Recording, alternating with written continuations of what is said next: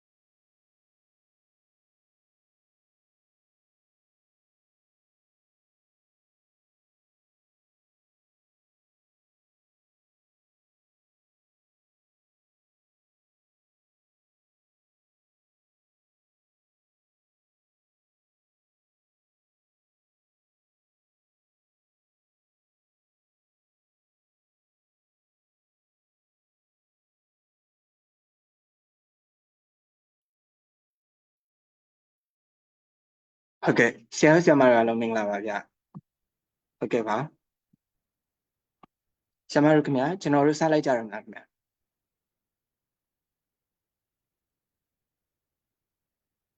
စလိုက်မယ်လေကျွန်တော်တို့စောဟုတ်ကဲ့ပါခင်ဗျာကဲပါကျွန်တော်တို့ရဲ့ဒီနေ့အခမ်းအနားအစီအစဉ်လေးကတော့ Basic Education Completion Assessment Information Sharing Session လေးဖြစ်ပါတယ်အခြေခံပညာပြီးမြောက်ကြောင်းစစ်စစ်အကဲဖြတ်ခြင်းနဲ့ပတ်သက်ပြီးတော့သတင်းအချက်အလက်မျှဝေသွားမှာဖြစ်ပါတယ်။ဒါရဲ့ဒီနေ့အစီအစဉ်မှာ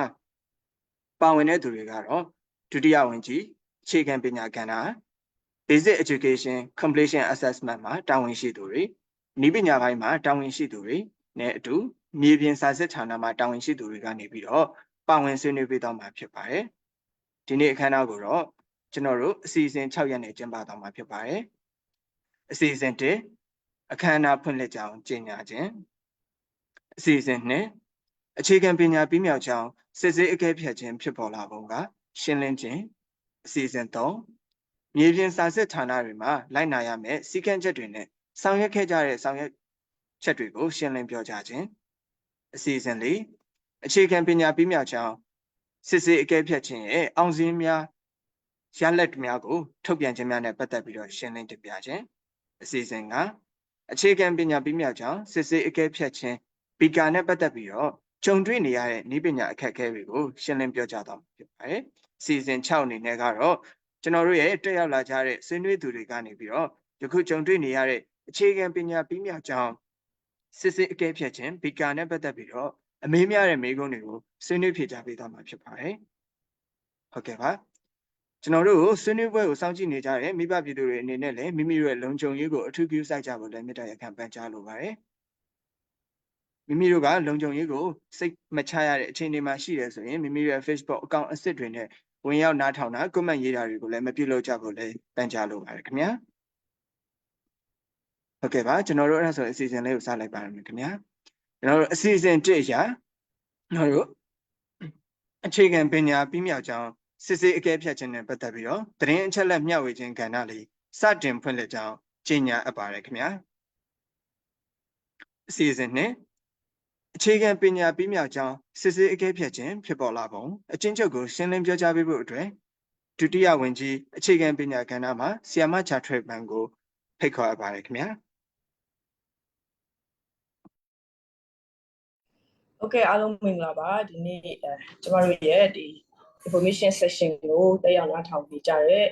ဒီပပီတူတွေကျောင်းလည်းဆိုကျောင်းသားတွေဆက်ဆံမတွေအားလုံးမင်္ဂလာပါလို့နှုတ်ဆက်တယ်ဆိုတော့ကျမတို့ဒီအထောက်အဆုံးကတော့ကျမတို့ဒီ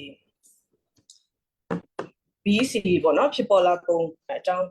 လေးကိုအရင်ဆုံးပြောပြပေးတော့မှာဖြစ်တယ်ဒီနေ့ရဲ့ session မှာလည်းပေါ့နော်ကျွန်တော်တို့ BEC နဲ့ပတ်သက်ပြီးမှအများပြည်သူတီကောင်းစရာတချို့ information တွေကျမတို့အကြိမ်ကြိမ်ဒီကျမတို့ရဲ့ social page တွေကနေတဆင့်ပေါ့နော် Facebook page တို့တက်ဆိုင်ရာ channel ဒီတက်ဆိုင်ရာ group channel တို့ဘာလို့ကနေတဆင့်ကျမတို့အများအား sharing လုပ်ပါတယ်ဒါပေမဲ့ဒါကျမတို့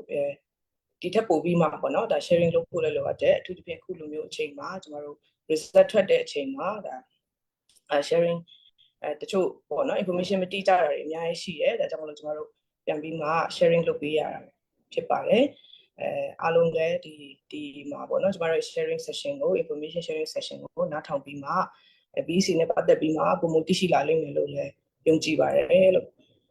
ဟုတ်ကဲ့ပါဆိုတော့ကျမတို့ဒီ BEC ပေါ့နော်စတင်ခဲ့တဲ့အကြောင်းလေးကိုအရင်ဆုံးပြောပြပေးပါမယ်ကင်မရာလေးချက်လောက်ချိန်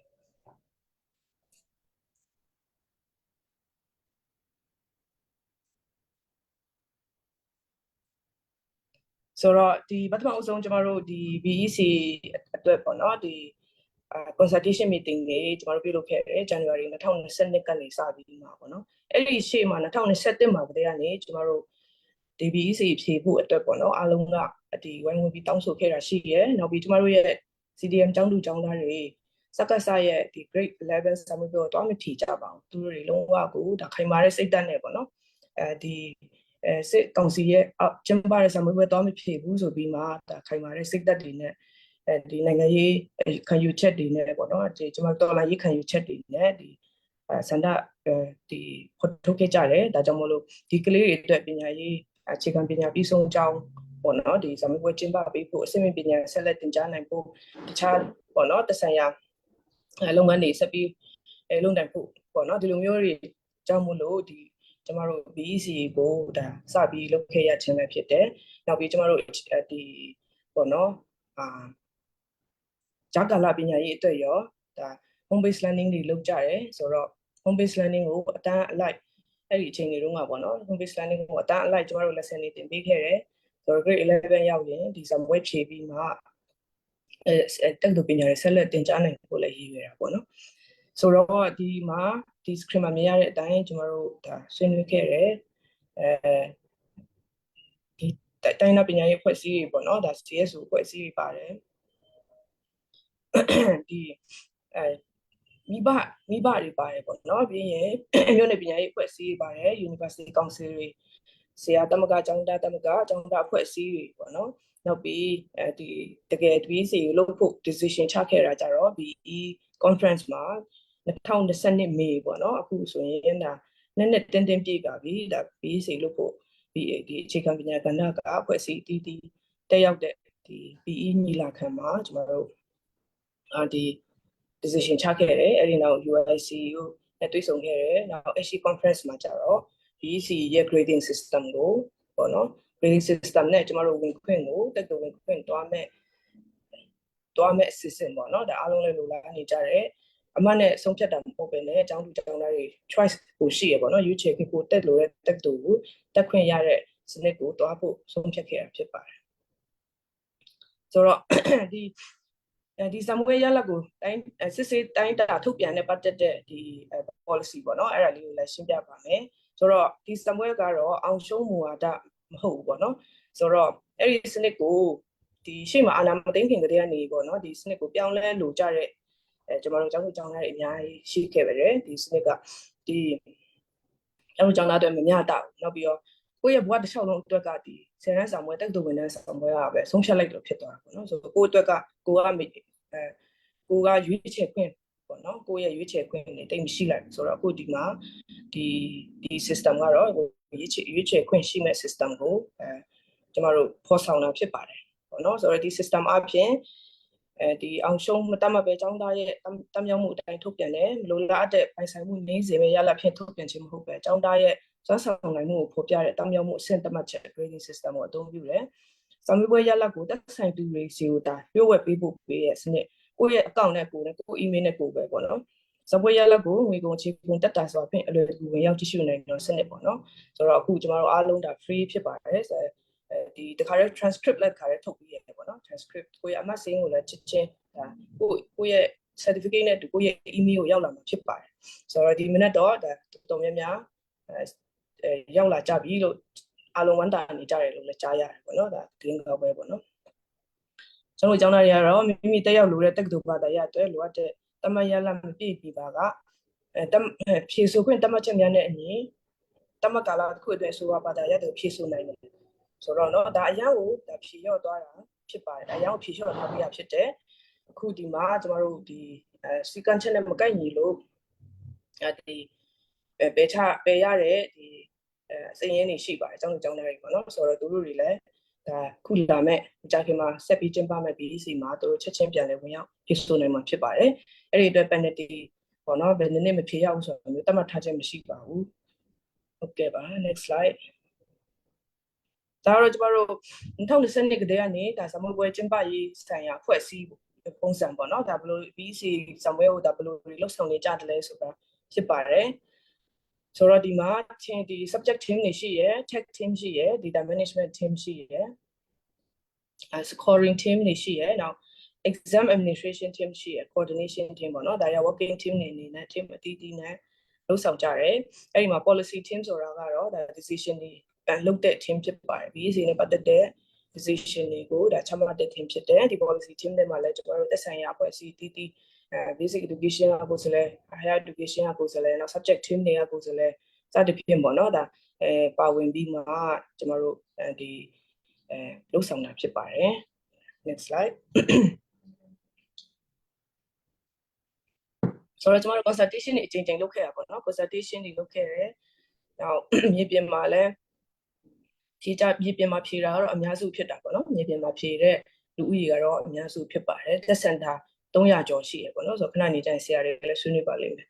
ဆိုတော့2020မှာလုပ်ခဲ့တဲ့စီဝေးတွေကတော့အများစုတော့ကျွန်တော်တို့ consultation meeting တွေပေါ့နော်ကျွန်တော်တို့ team ထဲက meeting တွေဖြစ်တဲ့အရေးအတွက်အကြိမ်ကြီး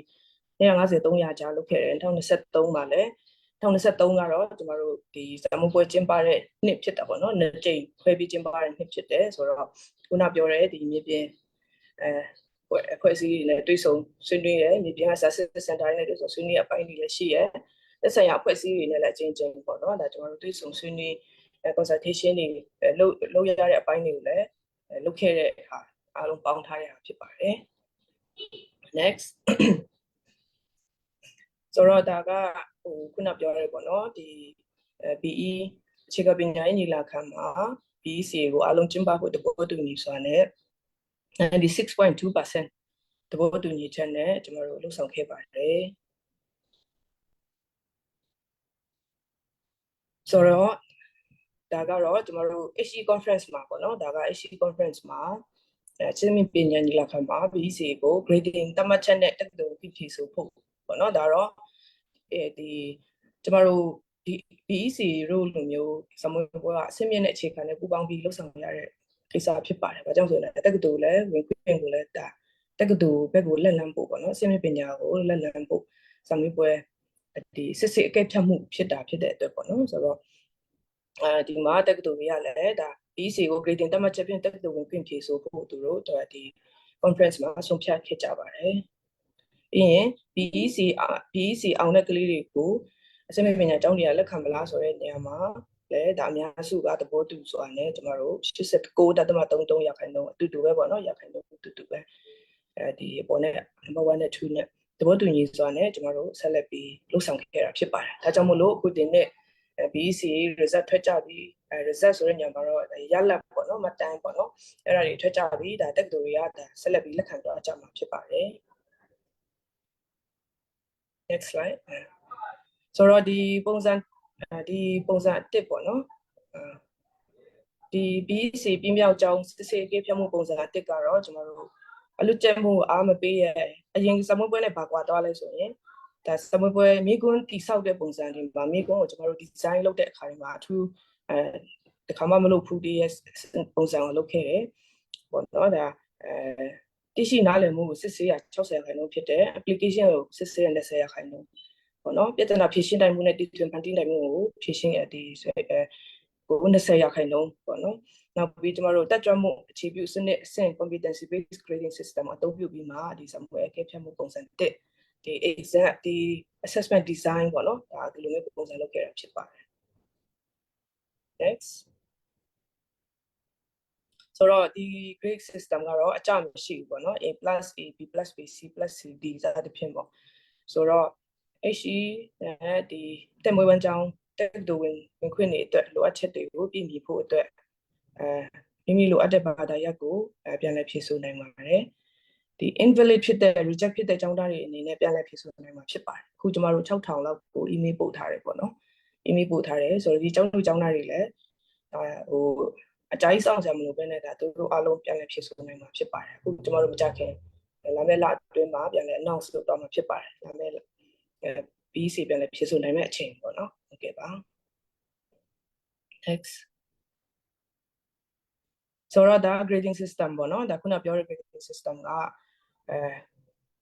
ထုတ်ပြန်ပေးမယ့်အဆင့်90ကနေ100ဆိုရင် A+ 80ကနေ89ဆိုရင် A ပေါ့နော်ဒီအတိုင်း90ကနေ99ဆိုရင် B+ 60ကနေ69ဆိုရင် B 50ကနေ59ဆိုရင် C+ 40ကနေ49ဆိုရင် C ပေါ့နော်နောက်40အောက်ဆိုရင်တော့ D ဖြစ်ပါတယ်ဟုတ်ကဲ့ပါဆိုတော့ဒါကတော့ကျမတို့ရှောက်ထားတဲ့ကျောင်းသူကျောင်းသား9000ခွဲရှိရယ်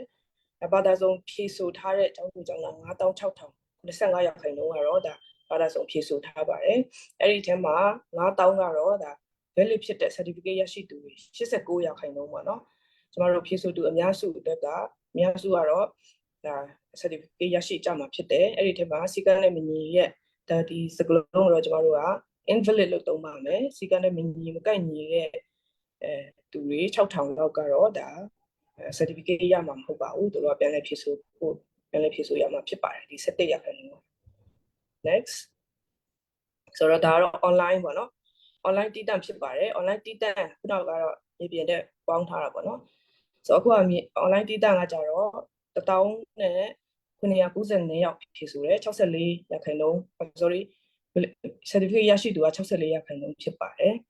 ဒါ valid ဖြစ်တဲ့သူပေါ့နော်ဒါ invalid မဖြစ်တဲ့သူစီကံချက်နဲ့မကိုက်ညီတဲ့သူတွေကတော့6186ယောက်ပေါ့နော်အခုကျွန်တော်တို့ email ပေးပို့ထားတဲ့ကျောင်းသား6000ကျော်36%ဖြစ်ပါတယ်ဆိုတော့ဒါတော့အခုကျွန်တော်တို့ဒီ online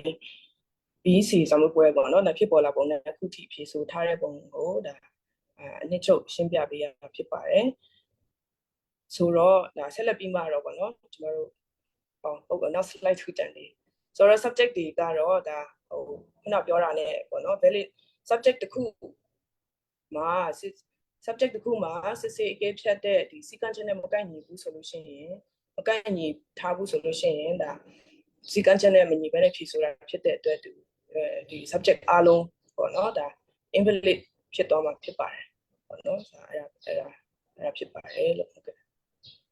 next နော်ဟုတ်ပြီထင်ပါတယ်ဟုတ်ကဲ့ပါကျေးဇူးတင်ပါတယ်ဆိုတော့ကျွန်တော်ဒီနောက် agenda တစ်ခုကိုဆက်ပြီးတော့ဖြစ်ပါကျေးဇူးဟုတ်ကဲ့ပါခင်ဗျာကျွန်တော်တို့အခြေခံပညာပြီးမြောက်ကြောင်းစစ်စစ်အကဲဖြတ်ခြင်းနဲ့ဖြစ်ပေါ်လာပုံနဲ့ပတ်သက်ပြီးတော့အချင်းချင်းရှင်းလင်းပြကြားပေးသွားတယ်ဆရာမ6ထိုင်ပန်ကိုအထူးပဲကျေးဇူးတင်ရှိပါတယ် ဆက်လက်ပြီးတော့မှကျွန်တော်တို့အစီအစဉ်ရကျွန်တော်တို့ရဲ့ဒီ basic education completion assessment ရဲ့မြေပြင်စာစစ်ဌာနတွေမှာလိုက်နာရမယ့်စည်းကမ်းချက်တွေမြေပြင်မှာဆောင်ရွက်ခဲ့တဲ့ဆောင်ရွက်ချက်တွေနဲ့ပတ်သက်ပြီးတော့ရှင်းလင်းပြောကြားပေးဖို့အတွက် CRD ကိုဖိတ်ခေါ်ပါတယ်ခင်ဗျာ ဟုတ်ကဲ့အားလုံးမင်္ဂလာပါဗျာဟုတ်ဒီနေ့ပြီး conference meeting မှာဒါလုံးတွဲလောက်ရကြတဲ့ဒုဝန်ကြီးဦးဆောင်တဲ့ECDS သမားများနဲ့ not live session မှာကျင်းနေတဲ့သမားအားလုံးကိုမင်္ဂလာပါမိဘပြည်သူများအားလုံးကိုမင်္ဂလာပါလို့နှုတ်ခွန်းဆက်တာပါတယ်ကျွန်တော်တို့အနေနဲ့ကတော့ဒီ on site test center တွေမှာကြိုတင်ပြင်ဆင်ရတဲ့လုပ်ငန်းလေးတွေကိုကျွန်တော်တို့ဆွေးနွေးတော့ပါမယ်ကျွန်တော်တို့ဒီ on site test center တွေမှာဒီစာမွေးဒီ PEC တွေကပြည့်ဖို့အတွက်ကျင်းပခင်မကျင်းပခင်ရဲ့ကျင်းပနေစဉ်ရဲ့ကျင်းပပြီးရဆိုပြီးတော့အပိုင်း၃ပိုင်းလေးတွေကျွန်တော်တို့ဆောင်ရွက်ခဲ့တာရှိပါတယ်တကယ်မှအပိုင်းတင်ပေါ့နော် PEC မကျင်းပခင်မှာဆိုရင်လိုအပ်တဲ့ကျွန်တော်စာပြေဌာနပြင်ဆင်တာတွေလုံခြုံရေး site တွေကျွန်တော်တို့ပြင်ဆင်တာတွေအကြီးကျယ်ဒီလက်ထောက်ကြီးကျယ်တွေကိုလိုအပ်တဲ့သင်တန်းတွေကျွန်တော်တို့ပေးတာတွေဆောင်ရွက်တယ်အဲ့ဒါပဲစီစီကပြည့်ဖို့အတွက်လိုအပ်တဲ့စီရင်တရားတွေလိုအပ်တဲ့စာရွက်စာတမ်းတွေကိုကြိုတင်ပြင်ဆင်တဲ့လုပ်ငန်းတွေကိုကျွန်တော်နေမြေလိုက်စုပေါင်းပြီးတော့ကျွန်တော်ဆောင်ရွက်ကြတာဖြစ်ပါတယ်ဒီဘက်ကတော့ကျွန်တော်တို့ဒီ on site test center တွေမှာမကျင်းပခင်မှာဆောင်ရွက်ခဲ့တဲ့အခြေအနေတွေကိုဖြစ်ပါတယ်ကျွန်တော်ကျင်းပနေစဉ်အတွင်းမှာတော့ဒီ BC center ကျင်းပနေစဉ်အတွင်းမှာတော့ကျွန်တော်တို့ကျောင်းသားကျောင်းသူတွေစာဖြည့်နိုင်အောင်လုံခြုံရေးဆိုင်ရာအဆင်ပြေအောင်သက်ဆိုင်ရာလုံခြုံရေးတာဝန်ရှိသူတွေနဲ့ညှိနှိုင်းပြီးတော့အတွင်းစည်းအပြင်စည်းတွေဆောင်ရွက်တယ်လို့အတွင်းစည်းထဲမှာဆိုရင်ဒီtest center မှာလာရောက်ပြီးတော့ကြီးကျယ်ဆောင်ရွက်ပေးတဲ့ဒီဆရာမတွေကနေဥဆောင်ပြီးတော့ကလေးတွေရဲ့လုံခြုံရေးတွေစာပြေရန်အတွက်စီကံချက်လိုက်နိုင်စီကံချက်လေးတွေနောက်တစ်ချက်စာပြေတဲ့မှာလိုအပ်တဲ့ပစ္စည်းရာလေးတွေဒါလေးတွေကိုစာပြေကိရိယာလေးတွေအားလုံးကိုစစ်ဆေးတယ်လိုအပ်တဲ့အကြံဉာဏ်တွေပေးတယ်ပြည်သူ့အမစာမွေးတင်လိုက်နိုင်ရန်စီကံချက်တွေကိုရှင်းပြတယ်ဒီလိုအပ်တဲ့ပစ္စည်းတွေကိုထောက်ပံ့တဲ့ဆိုပြီးတော့ကျွန်တော်စာပြေအတွင်းမှာကျင်းပနေတဲ့အတွင်းမှာဆောင်ရွက်တဲ့လုပ်ငန်းစဉ်တွေနေ့စဉ်ကျွန်တော်တို့ဆောင်ရွက်ခဲ့တာတွေရှိပါတယ်ဒီစာပြေစဉ်ပြီးသွားတဲ့အချိန်မှာဆိုရင်လည်းဒီကျောင်းသူကျောင်းသားတွေနောက်ရက်ဘာသာတွေမှာဒီစာမွေးဖြည့်ဆို့ရေးအတွက်အဆင်ပြေအောင်သူတို့နေရပြန်နိုင်အောင်လုံခြုံရေးဆိုင်ရာအဆင်ပြေအောင်နေထိုင်ရေးသွားလာရေးကိစ္စတွေကိုသက်ဆိုင်ရာနေမြေကဆရာမတွေနဲ့အပြင်စည်းမှာရှိတဲ့လုံခြုံရေးတာဝန်ရှိသူတွေနဲ့ဆောင်ရွက်ကြတဲ့အပိုင်းရှိပါတယ်။ဒါကြောင့် on site test center တွေကတော့ကျောင်းသူကျောင်းသားတွေရဲ့အဓိကစာပြေဌာနမှာအလွယ်တကူလာရောက်ဖြည့်ဆို့နိုင်အောင်ဖြည့်သူတဲ့ကမှာအခက်အခဲမရှိအောင်ကြိုတင်သိပညာပေးလုပ်ငန်းတွေဖြည့်သူနေတွင်မှာသူတို့ရဲ့အခက်အခဲတွေကိုကူညီဖြည့်ရှင်းပေးရတယ်ဖြည့်သူနေပြီးတဲ့အခါမှာတော့သူတို့ဘလို့ပြီးတော့နောက်နေ့ဘာသာရက်တွေမှာဘလို့ပြင်ဆင်ရမယ်ဆိုတဲ့အပိုင်းလေးတွေကိုတူချင်းတော်လည်းကောင်းအဖွဲ့ချင်းတော်လည်းကောင်းဒီစာပိတမနာမှာရှိတဲ့တာဝန်ရှိသူတွေကနေပြီးတော့ကြိုတင်ပြီးတော့အသိပညာပေးလုပ်ငန်းတွေဆောင်ရွက်ပါတယ်ဆောင်ရွက်တဲ့အခါမှာတော့ဒီ on site test center တွေအနေမှာဆိုရင်တော့ကြီးမားတဲ့အခက်အခဲကတော့ဒီလုံခြုံရေးဆိုင်ရာအခက်အခဲတွေရှိတယ်အထူးသဖြင့်ဒီစကားစားရဲ့လေကြောင်းအန်တရယ်တွေမြေပြင်စစ်ကြောင်းအန်တရယ်တရားတွေကိုတော့ကျွန်တော်တို့အထူးလေးပေးပြီးတော့အပြင်ဆင်ဆောင်ရွက်ကြပါတယ်ဒါပေမဲ့တချို့ဒေသလေးတွေမှာတော့ဒီလုံခြုံရေးရလက်နက်ကြီးနဲ့ပစ်ခတ်တာမျိုးတွေလေကြောင်းရန်ကြောက်ရတဲ့အနေအထားလေးတွေရှိပါတယ်ဒီကဏ္ဍလေးတွေမှာဆိုရင်လည်းသက်ဆိုင်ရာလုံခြုံရေးဝယ်ရှိရသူတွေကျန်းမာရေးမှာတာဝန်ရှိရသူတွေနဲ့ပူးပေါင်းပြီးတော့ကျွန်တော်တို့ဆောင်ရွက်နိုင်တဲ့အတိုင်းသာရှိပါတယ်ဆောင်ရွက်တဲ့အခါမှာတော့အားလုံး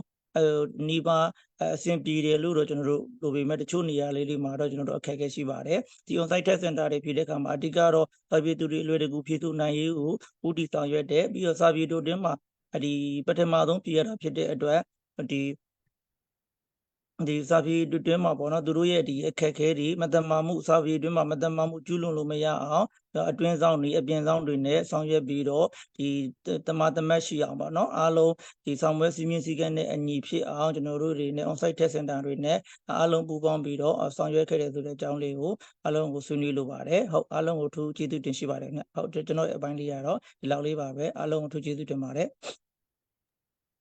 ဟုတ်ကဲ့ပါကျွန်တော်တို့ဒီမြေပြင်စာစစ်ဌာနတွေနဲ့မှာကြုံတွေ့ခဲ့ရတဲ့ဒီဆောင်ရွက်ချက်တွေအချက်လက်တွေနဲ့ပတ်သက်ပြီးတော့ပြောကြားပေးထားတဲ့ CIT တွေကိုအထူးပဲကျေးဇူးတင်ရှိပါတယ်။နောက်တို့ဆက်လက်ပြီးတော့မှအခြေခံပညာပြမြောက်ကြောင်းစစ်ဆေးအကဲဖြတ်ခြင်းပီကာရဲ့ကျွန်တော်ရလဒ်များထုတ်ပြန်ခြင်းများနဲ့ပတ်သက်ပြီးတော့အသေးစိတ်ရှင်းလင်းပြောကြားပေးဖို့အတွက်ဒီတာဝန်ရှိသူဆရာမတူကိုကျွန်တော်ဖိတ်ခေါ်ပါတယ်ဗျ။ ဟုတ်ကဲ့ပါဟုတ်အားလုံးပဲမင်္ဂလာပါပေါ့နော်ကျမတို့ဒီ DEC ဆောင်မှုပွဲကိုဘယ်လိုကျင်းပခဲ့လဲဆိုတာနဲ့ပတ်သက်ပြီးတော့ဆရာမတူဝင်ကြီးဂျာတွဲဘန်ကတော့ပြောပြီးသွားပြီဖြစ်ပါတယ်ပေါ့နော်အဲ့တော့ကျမတို့ဒီဆောင်မှုပွဲစစ်ဆေးတဲ့အခါမှာ online ကနေပထမဆုံးချိန်စစ်ဆေးတာဖြစ်တယ်ဒါမြန်မာနိုင်ငံအတွက်လည်းပထမဆုံးချိန်ဖြစ်တယ်လို့ကျမတို့အတွက်လည်းပထမဆုံးချိန်ဖြစ်တယ်ပေါ့နော်ဒါကကျမတို့အတွက်လည်း challenge တွေအများကြီးရှိပါတယ်အဲ့တော့ဒီမှာဆိုရင်ကျမတို့ LMS မှာပေါ့နော်တွားပြီးတော့ဆောင်ပွဲဖြည့်ဖို့အကောင့်တွေထုတ်ပေးပြီးတဲ့အခါမှာကျောင်းသားကျောင်းသူတွေအနေနဲ့ဆောင်ပွဲဖြည့်သူတွေလိုက်နိုင်ရမယ်စီကံချက်တွေကို page ရဲ့ပထမဆုံးစာမျက်နှာမှာကျမတို့တင်ထားတာဖြစ်ပါတယ်အဲ့တော့ကျောင်းသားကျောင်းသူတွေအနေနဲ့ဒီစီကံချက်တွေကိုဖတ်ရှုပြီးမှဒါဆောင်ပွဲဖြည့်ဆိုလို့လည်းကျမတို့အနေနဲ့နားလည်ထားတယ်အဲ့တော့ဒီမှာတွားပြီးတော့ကြည့်လို့ရပါတယ်ပေါ့နော်ကျမတို့ဖြည့်ဆိုချိန်ကတော့ဆောင်ပွဲဖြည့်ဆိုချိန်က2 နာရီဖြစ်တယ်2 နာရီပြီးသွားတဲ့နောက်မှာတော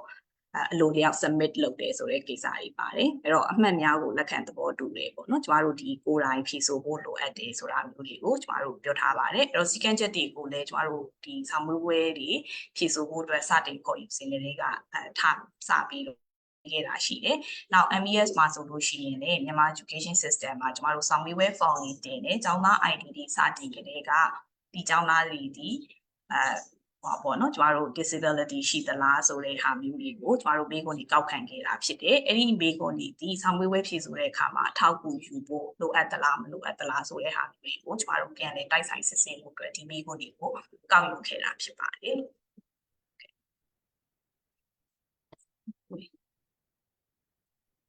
အဲ့တော့ကျမတို့ဒီ online ဖြည့်ဆိုသူတွေဖြည့်ဆိုရမယ့်စီကံချက်တွေကိုကျမတို့စပြီးတော့ပြောခဲ့ပါတယ်အဲ့တော့မြေပြင်စာစစ်ဌာနတွေမှာကတော့ဆောင်မွေးပွဲစာစစ်ဌာနတွေ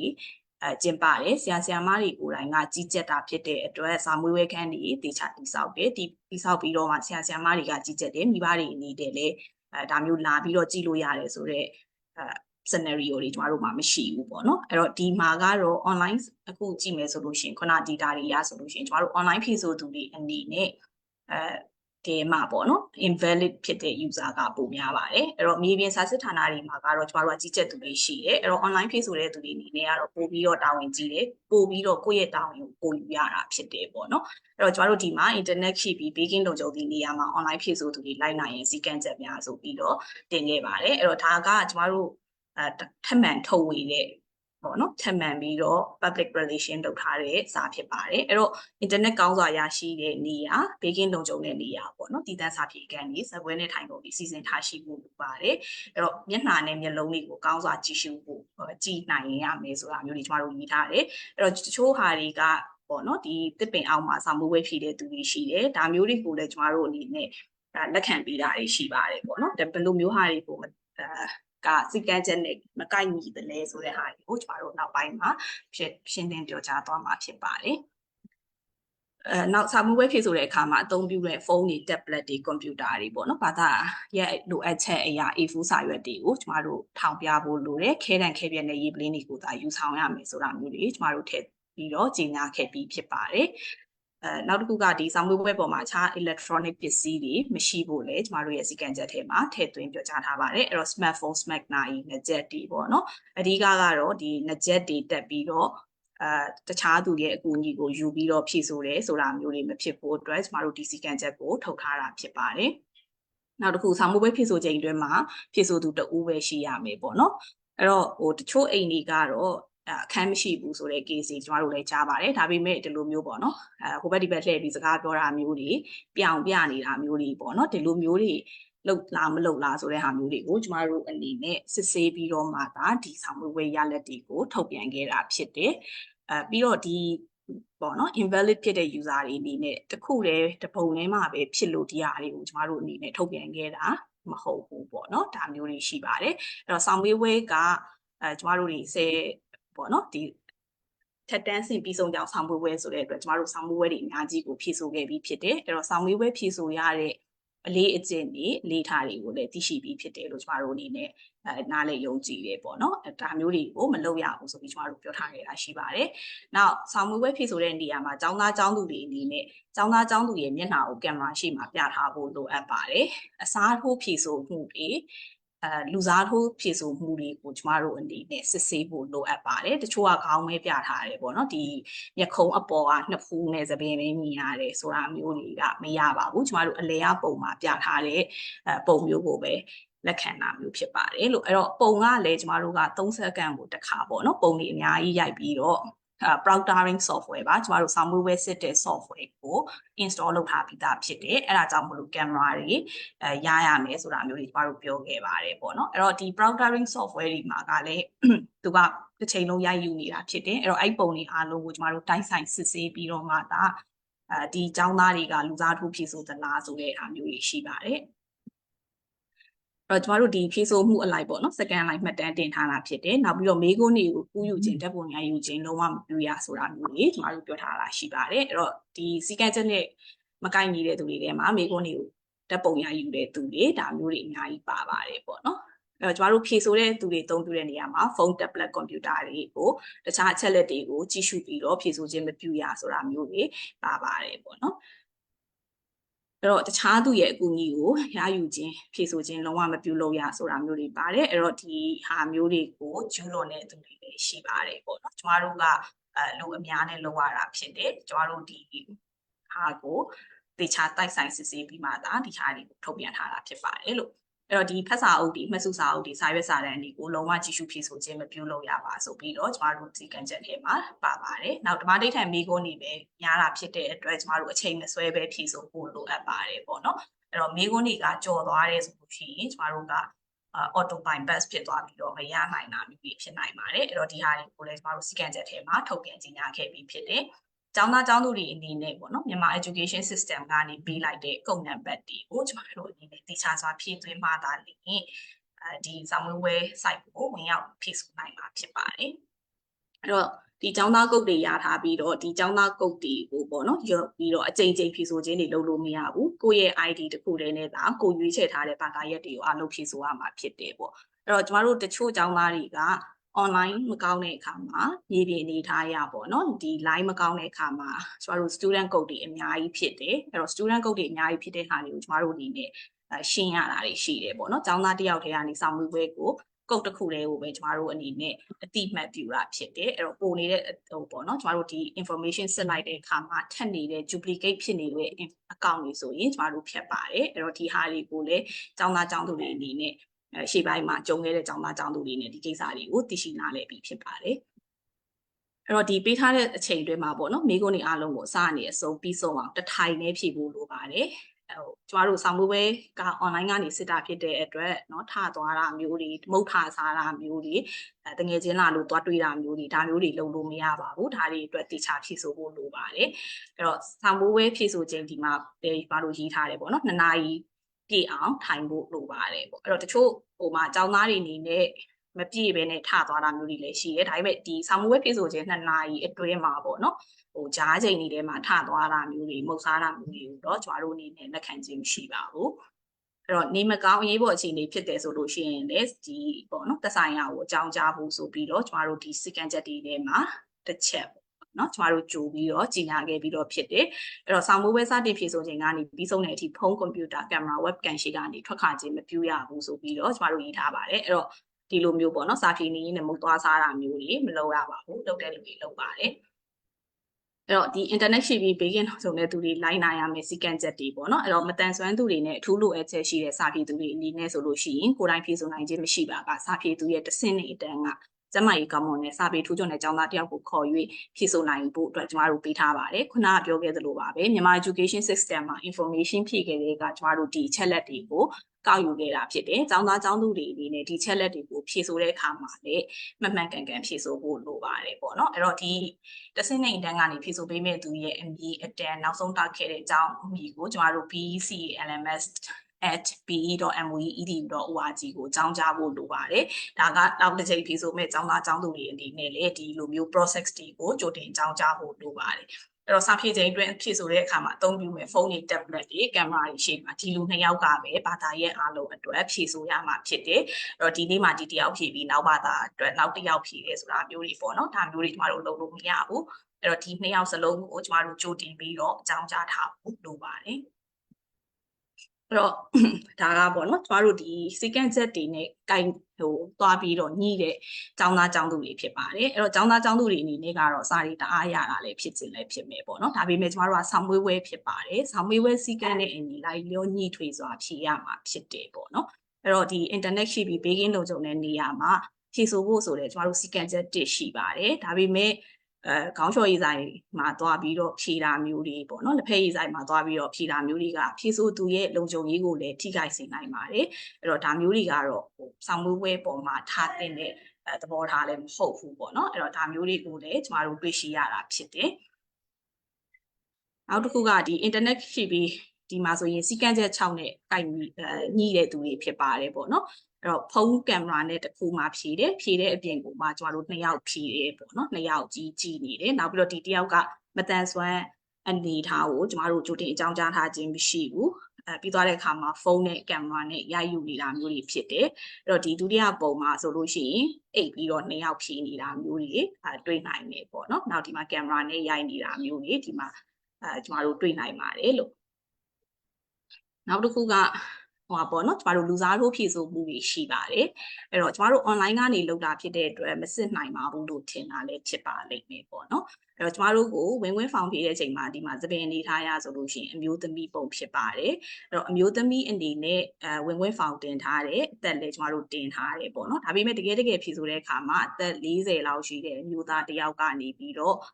ဝင်ရောက်ဖြည့်ဆို့တယ်ဆိုတာမျိုးတွေကိုကျမတို့တွေ့ပါတယ်အဲ့တော့တခြားသူတဦးတယောက်စီကနေအကူအညီရယူဖြည့်ဆို့တယ်ဆိုတာမျိုးတွေကို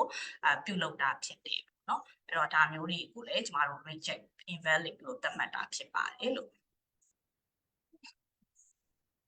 နောက်ဒီ form ဖြည့်တဲ့ပုံမှာပေါ့နော်ဒီမှာဆိုလို့ရှိရင် form ဖြည့်တော့ရှိတာကတစ်ပုံမြန်မာစာဖြည့်ဆိုစဉ်မှာကကြတော့ဒီမှာ2ယောက်ဖြစ်တယ်နောက်တစ်ပုံမှာဆိုလို့ရှိရင်လည်းဒီမှာယောက်ျားလေးတစ်ယောက်ကဖြည့်တယ်ပေါ့နော်နောက်တင်ချဖြည့်ဆိုစဉ်မှာကြားလို့ရှိရင်ကျမတို့လုံးဝမျက်နှာကိုစစ်ဆေးလို့မရဘူးအပေါ်ကဒီဟိုပါပေါ့နော်ခေါင်းကိုရင်းနဲ့ပြီးပေါ်တက်ကကြမ်းကင်းတွေကိုပဲပြထားတာမျိုးကိုမြင်ရတာဖြစ်တယ်အဲ့တော့ဒါမျိုးတွေမှာဆိုလို့ရှိရင်ကျမတို့ဒါက invalid ဆိုပြီးတော့ဖြစ်တာဖြစ်ပါတယ်နောက်တစ်ခုကတော့ဒီပေါ့နော်တခြားသူဒါဆိုရင်လည်းစီကန့်ချက်8နဲ့ကိုက်ပြီးသွားပြီးတော့ညှိတာမျိုးတွေဖြစ်တယ်အဲ့တော့ဒီမှာလူ4ယောက်လောက်ကဝိုင်းပြီးတော့ကြည်နေတာမျိုးတွေ5ယောက်6ယောက်ဝိုင်းပြီးတော့ဖြည့်တာမျိုးတွေပေါ့နော်ဒါမျိုးတွေကလည်းကျမတို့စီကန့်ချက်နဲ့ညှိတာဖြစ်တဲ့အတွက် invalid ဖြစ်ပါတယ်အဲ့တော့ဒါကဘာသာရပ်တစ်ခုလည်းမှာတော့ဖြစ်တာမဟုတ်ဘူးကျမတို့အများကြီးမှာဖြစ်တဲ့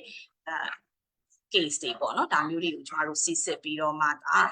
ဒီဟာကတော့ invalid ဖြစ်တဲ့နေအဲ့တော့ပုံပါပေါ့နော်ဒီတိတိကျကျဖြေဆိုတဲ့ကျောင်းသားတွေအနေနဲ့ကကြတော့ဒါကမတရားဘူးပေါ့နော်ဒါမျိုးတွေအနေနဲ့ကျမတို့အနေနဲ့ဆုံးဖြတ်ခဲ့ရတာဖြစ်ပါတယ်အဲ့တော့တကယ်တော့ဒီလိုမျိုးဆုံးဖြတ်ချက်တွေချဖို့ဆိုတာလည်းအញ្ញမ်းကိုခက်ခဲတဲ့ဆုံးဖြတ်ချက်တွေဖြစ်တယ်ပေါ့နော်အဲ့တော့ဒီမှာဆိုရင် device နှစ်ခုကိုသုံးပြီးတော့ဖြည့်တည်တာမျိုးကိုတွေ့ရပါလိမ့်မယ်တယောက်တည်းတော့ဖြည့်တယ်အခန်းကလည်းအနေငယ်တော့ပေါင်းနေပေါ့နော်ဒါပေမဲ့ဒါယူကျမတို့ထားလို့ရတယ်ဒါပေမဲ့သူက device နှစ်ခုကိုသုံးပြီးတော့ဖြည့်တာမျိုးပေါ့နော်အဲ့ဒါမျိုးဖြစ်ပါတယ်လို့ဒီမှာဆိုလို့ရှိရင်ကျမတို့ဖတ်စာအုပ်ပေါ့နော်ဒါပေါင်ပေါ်မှာဖတ်စာအုပ်ကိုထားပြီးတော့ဖြည့်နေတာမျိုးကိုတွေ့ရမှာဖြစ်ပါတယ်နောက်တစ်ခုကပေါ့နော်တခြားသူကမှာပေါ့ဖတ်စာအုပ်တွေကိုကင်ပြီးတော့ဖြည့်နေတာတွေအဲ့တော့ဒီကျမတို့ရဲ့ proctoring software မှာဒီဓာတ်ပုံတွေကိုရယူထားမိတာဖြစ်တယ်အဲ့တော့ဒီပုံတွေကို proctoring software ကတော့ automatically သူရဲ့သတ်မှတ်ချိန်အတွင်းမှာရယူနေတာဖြစ်ပါတယ်ဟုတ်ကဲ့အဲ့တော့အခုကျမတို့ဒီပေါ့နော်ကျောင်းသားတွေအနေနဲ့certificate တွေထုတ်ပြီးတော့မယ်ဆိုတဲ့အခါမှာဟုတ်ကျမစီကံချက်တွေမသွားခင်ပေါ့နော်ဟုတ်ခန္ဓာမူကြီးညာပြရှိမလားမသိဘူးဟုတ်ကဲ့ပါဆရာမအခုရှင်းလင်းသွားတာကတော့ဒီအောင်စင်းထုတ်ပြန်ခြင်းနဲ့ပတ်သက်တဲ့ဒီရလဒ်များထုတ်ပြန်ခြင်းနဲ့ပတ်သက်တဲ့အခန်းကဏ္ဍကိုရှင်းပြပေးသွားဖြစ်ပါတယ်ဟုတ်ကဲ့ပါတစ်ဆက်တည်းမှာပဲကျွန်တော်တို့ရဲ့ဆွေးနွေးပွဲကိုစောင့်ကြည့်နေကြတဲ့မိဘပြည်သူတွေကိုကျွန်တော်တို့ညှာချင်တာကတော့မိမိတို့ရဲ့လုံခြုံရေးကိုလည်းအထူးဂရုစိုက်ကြဖို့မြစ်တာရက်ခံပန်ကြားလိုပါတယ်ယခုချိန်မှာကျွန်တော်တို့ရဲ့ဒီ PECA နဲ့ပတ်သက်ပြီးတော့ဒီ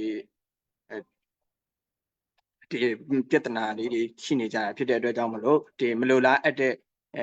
ဒီလုံခြုံရေးပြဿနာတွေမကြုံတွေ့နိုင်ဖို့အတွက်ကိုမိမိရဲ့လုံခြုံရေးကိုလည်းအထူးပြုစိုက်ကြဖို့မေတ္တာရပ်ခံလိုပါတယ်ဟို profile အမှန်အနေနဲ့ comment ရေးတာတွေဝင်ပြောတာတွေကမိမိရဲ့လုံခြုံရေးကိုထိခိုက်စေနိုင်တာဖြစ်တဲ့အတွက်ကြောင့်လည်းသတိထားကြဖို့လည်းမေတ္တာရပ်ခံလိုပါတယ်ခင်ဗျာဟုတ်ကဲ့ပါဆက်လက်ပြီးတော့မှဆရာမကဒီပီကာဖြည့်ဆိုခြင်းနဲ့ပတ်သက်ပြီးတော့ဒီကြုံတွေ့ရတဲ့နည်းပညာအခက်အခဲတွေနဲ့ပတ်သက်ပြီးတော့ဆက်လက်ရှင်းပြပေးဖို့အတွက်ဖိတ်ခေါ်ပါတယ်ခင်ဗျာဟုတ်ကဲ့ဟုတ်ကဲ့ပါဟုတ်ကျမတို့အခု MOE page မှာလဲပေါ့နော်password မိသွားတယ်ဆိုပြီးတော့အဲ့လိုမျိုး issue တွေအများကြီးရှိပါတယ်အဲ့တော့ကျမတို့မြန်မာ education system ဆိုတာကစပြီးတော့ကျောင်းသားတွေ registration လုပ်လိုက်တဲ့ information တွေ personal information တွေကိုရေးချက်လက်တွေထည့်ပြီးတဲ့နောက်မှာပထမဆုံးစဖြည့်တဲ့ website ဖြစ်ပါတယ်အဲ့ဒီ website မှာရတဲ့ ID နဲ့ password ကိုအသုံးပြုပြီးတော့ကျောင်းသားကျောင်းသူတွေရဲ့ certificate တွေအောင်စာရင်းတွေအမှတ်တွေကိုထုတ်ယူရမှာဖြစ်ပါတယ်လို့အဲ့တော့ကျမတို့စာမှုဝဲဖြည့်ဆိုတဲ့ ID နဲ့ password မဟုတ်ပါဘူးဝင်ရမယ့် website ရဲ့ address ကဒီမှာကျမတို့ရေးပေးထားပါတယ် mbs.moeedu.org မှာဝင်ရမှာဖြစ်ပါတယ်ပေါ့နော်အဲ့တော့အရင်တုန်းကဆိုရင်တော့ကျမတို့ဒီ password မေ့သွားတယ်ဆိုလို့ရှိရင်ကျောင်းသားကျောင်းသူတွေအနေနဲ့ကျမတို့ကို email ပို့ဖို့လိုတယ်ဒါပေမဲ့အခုကျမတို့ website မှာအဆင့်မြင့်တင်ထားတာရှိတယ်အဲ့တော့ကျောင်းသားကျောင်းသူတွေအနေနဲ့ကိုယ့်ဘာကို email password ကို reset ချလို့ရတာဖြစ်ပါတယ်လို့အဲ့တော့ဒါကတော့ MBS ID နဲ့ password ပေါ့နော် ID မှတ်ပြီးတယ် email မှန်တယ်ဆိုလို့ရှိရင်ကျမတို့ password reset ကကျောင်းသားကျောင်းသူတွေကိုယ်တိုင်ပြုလုပ်နိုင်မှာဖြစ်တယ်ပေါ့နော်အဲ့တော့ဒါကိုလည်းကျောင်းသားကျောင်းသူတွေအနေနဲ့သိရှိဖို့လိုအပ်ပါတယ်အကုန်လုံးကိုကျမတို့စီကိုပြောကြရမလို့ပါဘူး MBS မှာ password reset ကကိုယ့်ဘာကိုချလို့ရတာဖြစ်ပါတယ်နောက်တစ်ခုပေါ့နော်တကယ်လို့ကျောင်းသားကျောင်းသူတွေအနေနဲ့ဘာတွေဖြစ်တယ်လဲပေါ့နော်အဲ့တော့ဘာတွေဖြစ်လဲဆိုလို့ရှိရင်ကျမတို့ကဒီ email password တွေID လည်းမိတယ် password လည်းမိတယ်ပြီးသွားရင် MBS မှာ registration လုပ်ခဲ့တော့ကသုံးခဲ့တဲ့ email တွေပေါ့နော်အဲ့ email တွေကလည်းမမှတ်မိတော့ဘူးဆိုတဲ့ဟာမျိုးရှိတယ်နောက်တစ်ခု email အသစ်ကိုပြောင်းချင်တယ်ကျမရဲ့ email ကိုကျမ password မမှတ်မိလို့ဝင်မရဘူးဆိုပြီးတော့ကျမတို့စီကိုလာရောက်မေးမြန်းတာတွေရှိတယ်အဲ့တော့ကျောင်းသားကျောင်းသူတွေအနေနဲ့သိရှိထားရမှာကကိုယ့်ရဲ့ Gmail password ကိုမေ့သွားရင်တော့ကျမတို့ MOE ဘက်ကနေပြီးတော့ကူညီပေးနိုင်တာမျိုးမရှိပါဘူးအဲ့တော့အဲ့ဒီ Gmail ရဲ့ password ကတော့ကျမတို့ဘက်က password reset ချပေးလို့လည်းမရဘူး password အသစ်ပေးလို့လည်းမရဘူးပေါ့နော်အဲ့တော့ကျောင်းသားကျောင်းသူတွေအနေနဲ့အဲ့လိုမျိုး case တွေဖြစ်လာတယ်ဆိုရင်ဘယ်လိုမျိုးဖြေရှင်းနိုင်မလဲဆိုရင်ကျမတို့ဒီနေ့ငကိုရှိထားတဲ့ email ကိုပြောဖို့လိုတယ်ဘာဖြစ်နိုင်လဲဆိုတာကိုပြောဖို့လိုတယ်ပြီးသွားတဲ့အခါမှာအသစ်ပြောင်းလဲခြင်းတဲ့ email တွေကိုကျမတို့စီကိုရေးဖို့လိုပါတယ်ပေါ့နော်အဲ့တော့ကျမတို့ MOE page မှာလာမိတဲ့အခါမှာကျမတို့ဒီကိုစာပို့လိုက်ပါဆိုပြီးတော့ဖြေတာတွေရှိတယ် MOE ရဲ့ဒီ BECA channel တွေကျမတို့ MOE နဲ့ဆက်ဆက်နေတဲ့ Telegram channel တွေ page တွေမှာလာမိတဲ့အခါမှာကျမတို့ဘယ်ကိုသွားပါဆိုပြီးတော့ညွှန်ပါတယ်အဲ့တော့ကျောင်းသားကျောင်းသူတွေအနေနဲ့ email ရေးလိုက်ပါလို့ပြောတဲ့အခါကျရင် enquiry@be.moeedu.org ဒါမှမဟုတ်ရင် bec.info@be.moeedu.org ကို email ပေးပို့ဖို့လိုပါတယ်အဲ့တော့ email ပေးပို့တယ်ဆိုတဲ့နေရာမှာလည်းကျမတို့ကဟိုပေါ့နော် messenger ပို့တယ်လို့မျိုးကျမemail မေ့သွားလို့ပေါ့ password မေ့သွားလို့ပေါ့အဲ့လိုမျိုးလာပြောလို့ရှိရင်ကျမတို့မှာလူတွေအများကြီးကိုဖြေနေရတာဖြစ်တယ်အဲ့တော့ဘာလို့ပေးစေချင်လဲဆိုတာကိုမသိပါဘူးအဲ့တော့ email ပို့တဲ့အခါမှာကိုဖြစ်စင်တဲ့အကြောင်းအရာကိုကျမတို့တည်တည်ချာချာရေးဖို့လိုပါတယ်အဲ့တော့ email ရဲ့ subject မှာ password reset ချစေချင်တာလား ID forget ဖြစ်တာလားဒါမှမဟုတ်လို့ရှိရင်မေးပြောင်းချင်တာလားဆိုတာမျိုးလေးကိုကျမတို့ပြောပေးဖို့လိုပါတယ်ပေါ့နော်ဥပမာကျမက email လည်းမမှတ်မိတော့ဘူး email ကရင်တော့ကျမရဲ့ mail က tutu@gmail.com ဖြစ်တယ်အဲ့တော့အဲ့ဒီဟာကိုကျမကနောက်ထပ်အသစ်နဲ့ပြောင်းချင်တယ်ပေါ့နော်အဲ့တော့ကျမပြောင်းချင်တဲ့ email ကဒါကတော့ new mail ဖြစ်တယ်ဆိုတာမျိုးကိုပြောဖို့လိုတယ်မဟုတ်လို့ရှိရင်ကျမတို့ကဒီ mail တွေပဲပေးလိုက်တယ်ဆိုရင်ကျမတို့က MES ထဲမှာကျမတို့ data ဒီအများကြီးရှိတာဖြစ်တယ်အဲ့တော့အဲ့ဒီ email တွေကိုလိုက်ရှာရတာကကျမတို့အတွက်အရင်ခက်ခဲပါတယ်အဲ့တော့တေးသေးချာချာပေါ့နော်ကျောင်းသားကျောင်းသူတွေဘက်ကတဦးချင်းစီရဲ့တေးသေးချာချာရေးပေးလိုက်တာကကျမတို့ရဲ့လုပ်ငန်းလည်ပတ်ဖို့အတွက်အများကြီးအဆင်ပြေနိုင်ပါတယ်အဲ့တော့ဒီမှာကုတ်နံပါတ်ကကျောင်းသားကျောင်းသူတွေဆိုရင်သိပါတယ်ကျမတို့ရဲ့ MBS ကုတ်နံပါတ်တီမှတ်ထားဖို့လိုပါတယ်ဒါဒီ unique ပေါ့နော်ကျောင်းသားတစ်ယောက်ချင်းစီအတွက်ကျမတို့ကုတ်တစ်ခုပေးထားတာဖြစ်တယ်တစ်ယောက်နဲ့တစ်ယောက်လုံးဝထပ်တူညီခြင်းမရှိဘူးဒီကုတ်တွေကိုကျမတို့တေချာမှတ်ထားဖို့လိုတယ်ပေါ့နော်နောက်information ပေးတဲ့အခါမှာကျမတို့နာမည်ရယ်ဒီကုတ်နံပါတ်ရယ်ပြီးသွားရင် password ဆိုတာထက်ကျမတို့ NRC ပေါ့နော်အမျိုးသားမှတ်ပုံတင်နံပါတ်ရဲ့နောက်ဆုံးခဏန်းလေးလုံးဆိုပြီးကျမတို့ MBS registration လုပ်ခဲ့တဲ့နေရာမှာတောင်းခဲ့ပါတယ်အဲ့တော့အဲ့နံပါတ်တွေကိုဖြည့်ဖို့လိုပါတယ်အဲ့တော့ တချို့ကလေးတွေအနေနဲ့ဒီ form တင်တဲ့အချိန်မှာတော့ငါမှတ်ပုံတင်မရှိဘူးဆိုတာမျိုးတွေရှိတယ်အဲ့တော့အဲ့ဒီတုန်းကတင်ခဲ့တဲ့ information ကိုကိုကမှတ်ထားဖို့လိုပါတယ်မိဘကိုထိန်သူကအဖေရဲ့မှတ်ပုံတင်ကိုတင်ခဲ့တာလားအတော်ရဲ့မှတ်ပုံတင်ကိုတင်ခဲ့တာလားအမေရဲ့မှတ်ပုံတင်ကိုတင်ခဲ့တာလားဆိုတာကကျောင်းသားကျောင်းသူတွေပဲသိရှိမှာဖြစ်တယ်အဲ့တော့အဲ့ information တွေကိုမှတ်မှန်ကန်ကန်ဖြည့်လိုက်တဲ့ဆိုရင်ကျမတို့ဘက်ကနေလုပ်ဖို့လိုပါတယ်အဲ့တော့ကျမတို့ခုလက်ရှိမှာ email မိတဲ့သူပေါ့နော်ဒီလိုမျိုးဖြစ်တဲ့သူအားလုံးကအယောက်2000ကျော်3000လောက်ရှိပါတယ်ကျမတို့စီကို email တွေဝင်နေတာရှိတယ်ပေါ့နော်ဒါ email တစ်ခုလေးကိုဝင်တာကိုပဲပြောတာဖြစ်တယ်အဲ့တော့ကျမတို့ဒီဘက်မှာကworking day ပေါ့နော်ကျမတို့9ရက်လောက်တော့အချိန်ယူဖို့ရှိပါတယ်ဘာလို့လဲဆိုတော့ဒီ password တွေ reset ချရတယ်ကျောင်းသားဟုတ်မဟုတ်ပြန်ပြီးတော့ identify လုပ်ရတာဖြစ်တဲ့အတွက်ကျမတို့ဘက်ကနေအချိန်ယူရတာဖြစ်တယ်အဲ့တော့ကျမတို့ working day 9ရက်လို့ပြောတဲ့အခါမှာကျောင်းသားကျောင်းသူတွေအနေနဲ့ဗုဒ္ဓဟူးနေ့လောက်ကပို့တယ်ဆိုလို့ရှိရင်ဗုဒ္ဓဟူးကြာသပတေးတောက်ကြအဲ့တော့စနေတနင်္ဂနွေကတော့ကျမတို့ရုံးပိတ်ရက်လို့သတ်မှတ်လို့ရတယ်ပြီးရင်တနင်္လာအင်္ဂါပေါ့နော်ဒီလောက်အတွင်းမှာတော့ကျမတို့ဘက်ကအတက်နိုင်ဆုံးမြန်မြန်မြင်အောင်လုပ်ပေးဖို့အတွက်စီစဉ်ထားတာရှိပါတယ်လို့အဲ့တော့ဒီကိုဝါကိုဂျီမိသွားတဲ့ကိစ္စကတော့ကျမတို့လည်းလုပ်ပေးလို့မရဘူး MES ရဲ့ password reset ကလည်းကိုဝါကိုခု setting မှာပေါ့နော်သွားပြီးတော့လုပ်လို့ရပါပြီလို့ကျမတို့ဒီနီးပညာပိုင်းနဲ့ပတ်သက်ပြီးတော့တချို့ခက်ခဲတွေရှိနေတာတွေလည်းရှိတယ်နောက်တစ်ခုပေါ့နော် email password တွေ email password လည်းကျမရေးထားတာနဲ့မှန်တယ် email လည်းမှန်တယ်ဒါပေမဲ့ဝင်မရဘူးဆိုတဲ့ဟာမျိုးအဲ့တော့အဲ့ဒါကဘာဖြစ်လဲဆိုရင်ဒါကတော့နီးပညာပိုင်းနဲ့ဆိုင်ပါတယ်ကျမတို့စဝင်တဲ့အချိန်မှာကျမတို့ MES ကနေစထုတ်ပေးလိုက်တဲ့ email ရှိ password ရှိတယ်ပေါ့နော်အဲ့ဒီ password ကိုကျောင်းသားတွေအနေနဲ့ကိုယ့်ရဲ့ဖုန်းထဲမှာကွန်ပျူတာထဲမှာ save password ဆိုပြီးလုပ်ထားတယ်အဲ့ဒီ password ကိုကျမတို့အသစ်ပြောင်းလိုက်တဲ့အခါမှာအဲ့ကိုသုံးလိုက်တဲ့ password ကို update မလုပ်လိုက်တာမျိုးဖြစ်နေရင်သူကကွန်ပျူတာကနေ memory ကမှတ်ထားတယ်ဖုန်းကနေ memory ကမှတ်ထားတာဖြစ်တဲ့အတွက်ကျမတို့ system ကထုတ်ပေးလိုက်တဲ့ password ကိုပဲတစ်ချိန်လုံးဖြည့်နေတာဖြစ်တဲ့အတွက်ဝင်မရဘူးအဲ့တော့အဲ့ဒါမျိုးတွေကိုဘယ်လိုမျိုးမှတ်ထားတဲ့ password ကို remove လုပ်မလဲဆိုတာကကိုယ့်ဘာကိုယ်နဲ့ရှာကြည့်ဖို့လိုတယ်ရှာကြည့်ပြီးသွားလို့ရှိရင်ကျမတို့အဲ့ဒါကိုဖြုတ်ပေါ့နော်ဖြုတ်ပြီးသွားတော့မှကျမတို့ဒီဘက်ကကို password ရေးထားတဲ့ဟာကိုထည့်ကြည့်လို့ဆိုရင်လည်းအဆင်ပြေနိုင်ပါတယ်ပေါ့နော်လုံးဝမရတော့ဘူးဆိုရင်တော့ MES ကနေ password reset တောင်းတာမျိုးလုပ်လို့ရတယ်နောက်ကျောင်းသားကျောင်းသူတွေအနေနဲ့ကိုယ့်ရဲ့ information တွေကိုထည့်တဲ့အခါမှာမှန်မှန်ကန်ကန်ထည့်ဖို့လိုပါတယ်ဥပမာဒီလုံခြုံရေးအရဆိုပြီးတော့ကျမတို့အကုန်လုံးအမှားတွေထည့်တယ်ပေါ့နော်နာမည်ကလည်းအမှားအသက်ကလည်းအမှား email ကလည်းအမှားအဲ့လိုမျိုးလုပ်တဲ့အခါမှာကျမတို့အနေနဲ့ပြန်ပြီးတော့ဒီကျောင်းသားကကျောင်းသားဟုတ်ပါသလားဆိုတာမျိုးတွေကို identify လုပ်ဖို့ခက်တာဖြစ်တဲ့အခါမှာနောက်ပိုင်းဒီ certificate ထုတ်ယူတဲ့ကိစ္စမျိုးတွေကျောင်းတက်ဖို့သွားတဲ့ကိစ္စတွေမှာကျမတို့အနေနဲ့ခက်ခဲနိုင်ပါတယ်ဒါကကျောင်းသားတွေအနေနဲ့ခက်ခဲနိုင်အောင်ပြောတာဖြစ်တယ် MES မှာက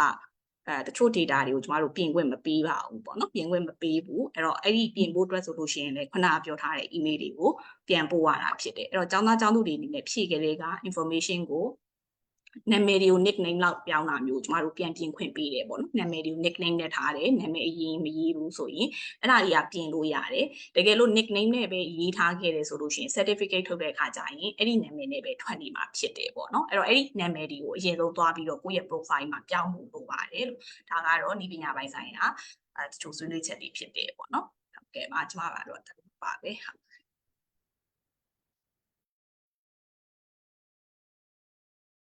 ဟုတ်ကဲ့ပါဒီနည်းပညာပိုင်းနဲ့ပတ်သက်ပြီးတော့ကြုံတွေ့နေရတဲ့အခက်အခဲတွေကိုရှင်းလင်းပြောကြားပေးသွားတယ်ဆရာမကိုကျေးဇူးအထူးပဲတင်ရှိပါတယ်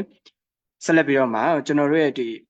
တက်ရောက်လာကြတဲ့ဆွေးနွေးသူတွေကနေပြီးတော့ယခုကြုံတွေ့နေရတဲ့အခြေခံပညာပြီးမြောက်ကြောင်းစစ်ဆေးအခက်ဖြတ်ခြင်းနဲ့ပတ်သက်ပြီးတော့အမေးများတဲ့မေးခွန်းတွေကိုဆွေးနွေးဖြေကြားပေးမယ့်အစီအစဉ်ဖြစ်ပါတယ်ဟုတ်ကဲ့ပါ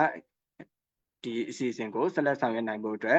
facilitator ဖြစ်တဲ့ဆရာဖို့ချိုလေးကိုအားချင်တယ်ပြောပါတယ်ခင်ဗျာဟုတ်ကဲ့ပါတလက်စာထဲမှာထပ်မံပြီးတော့ပြောကြားလိုချင်တာကတော့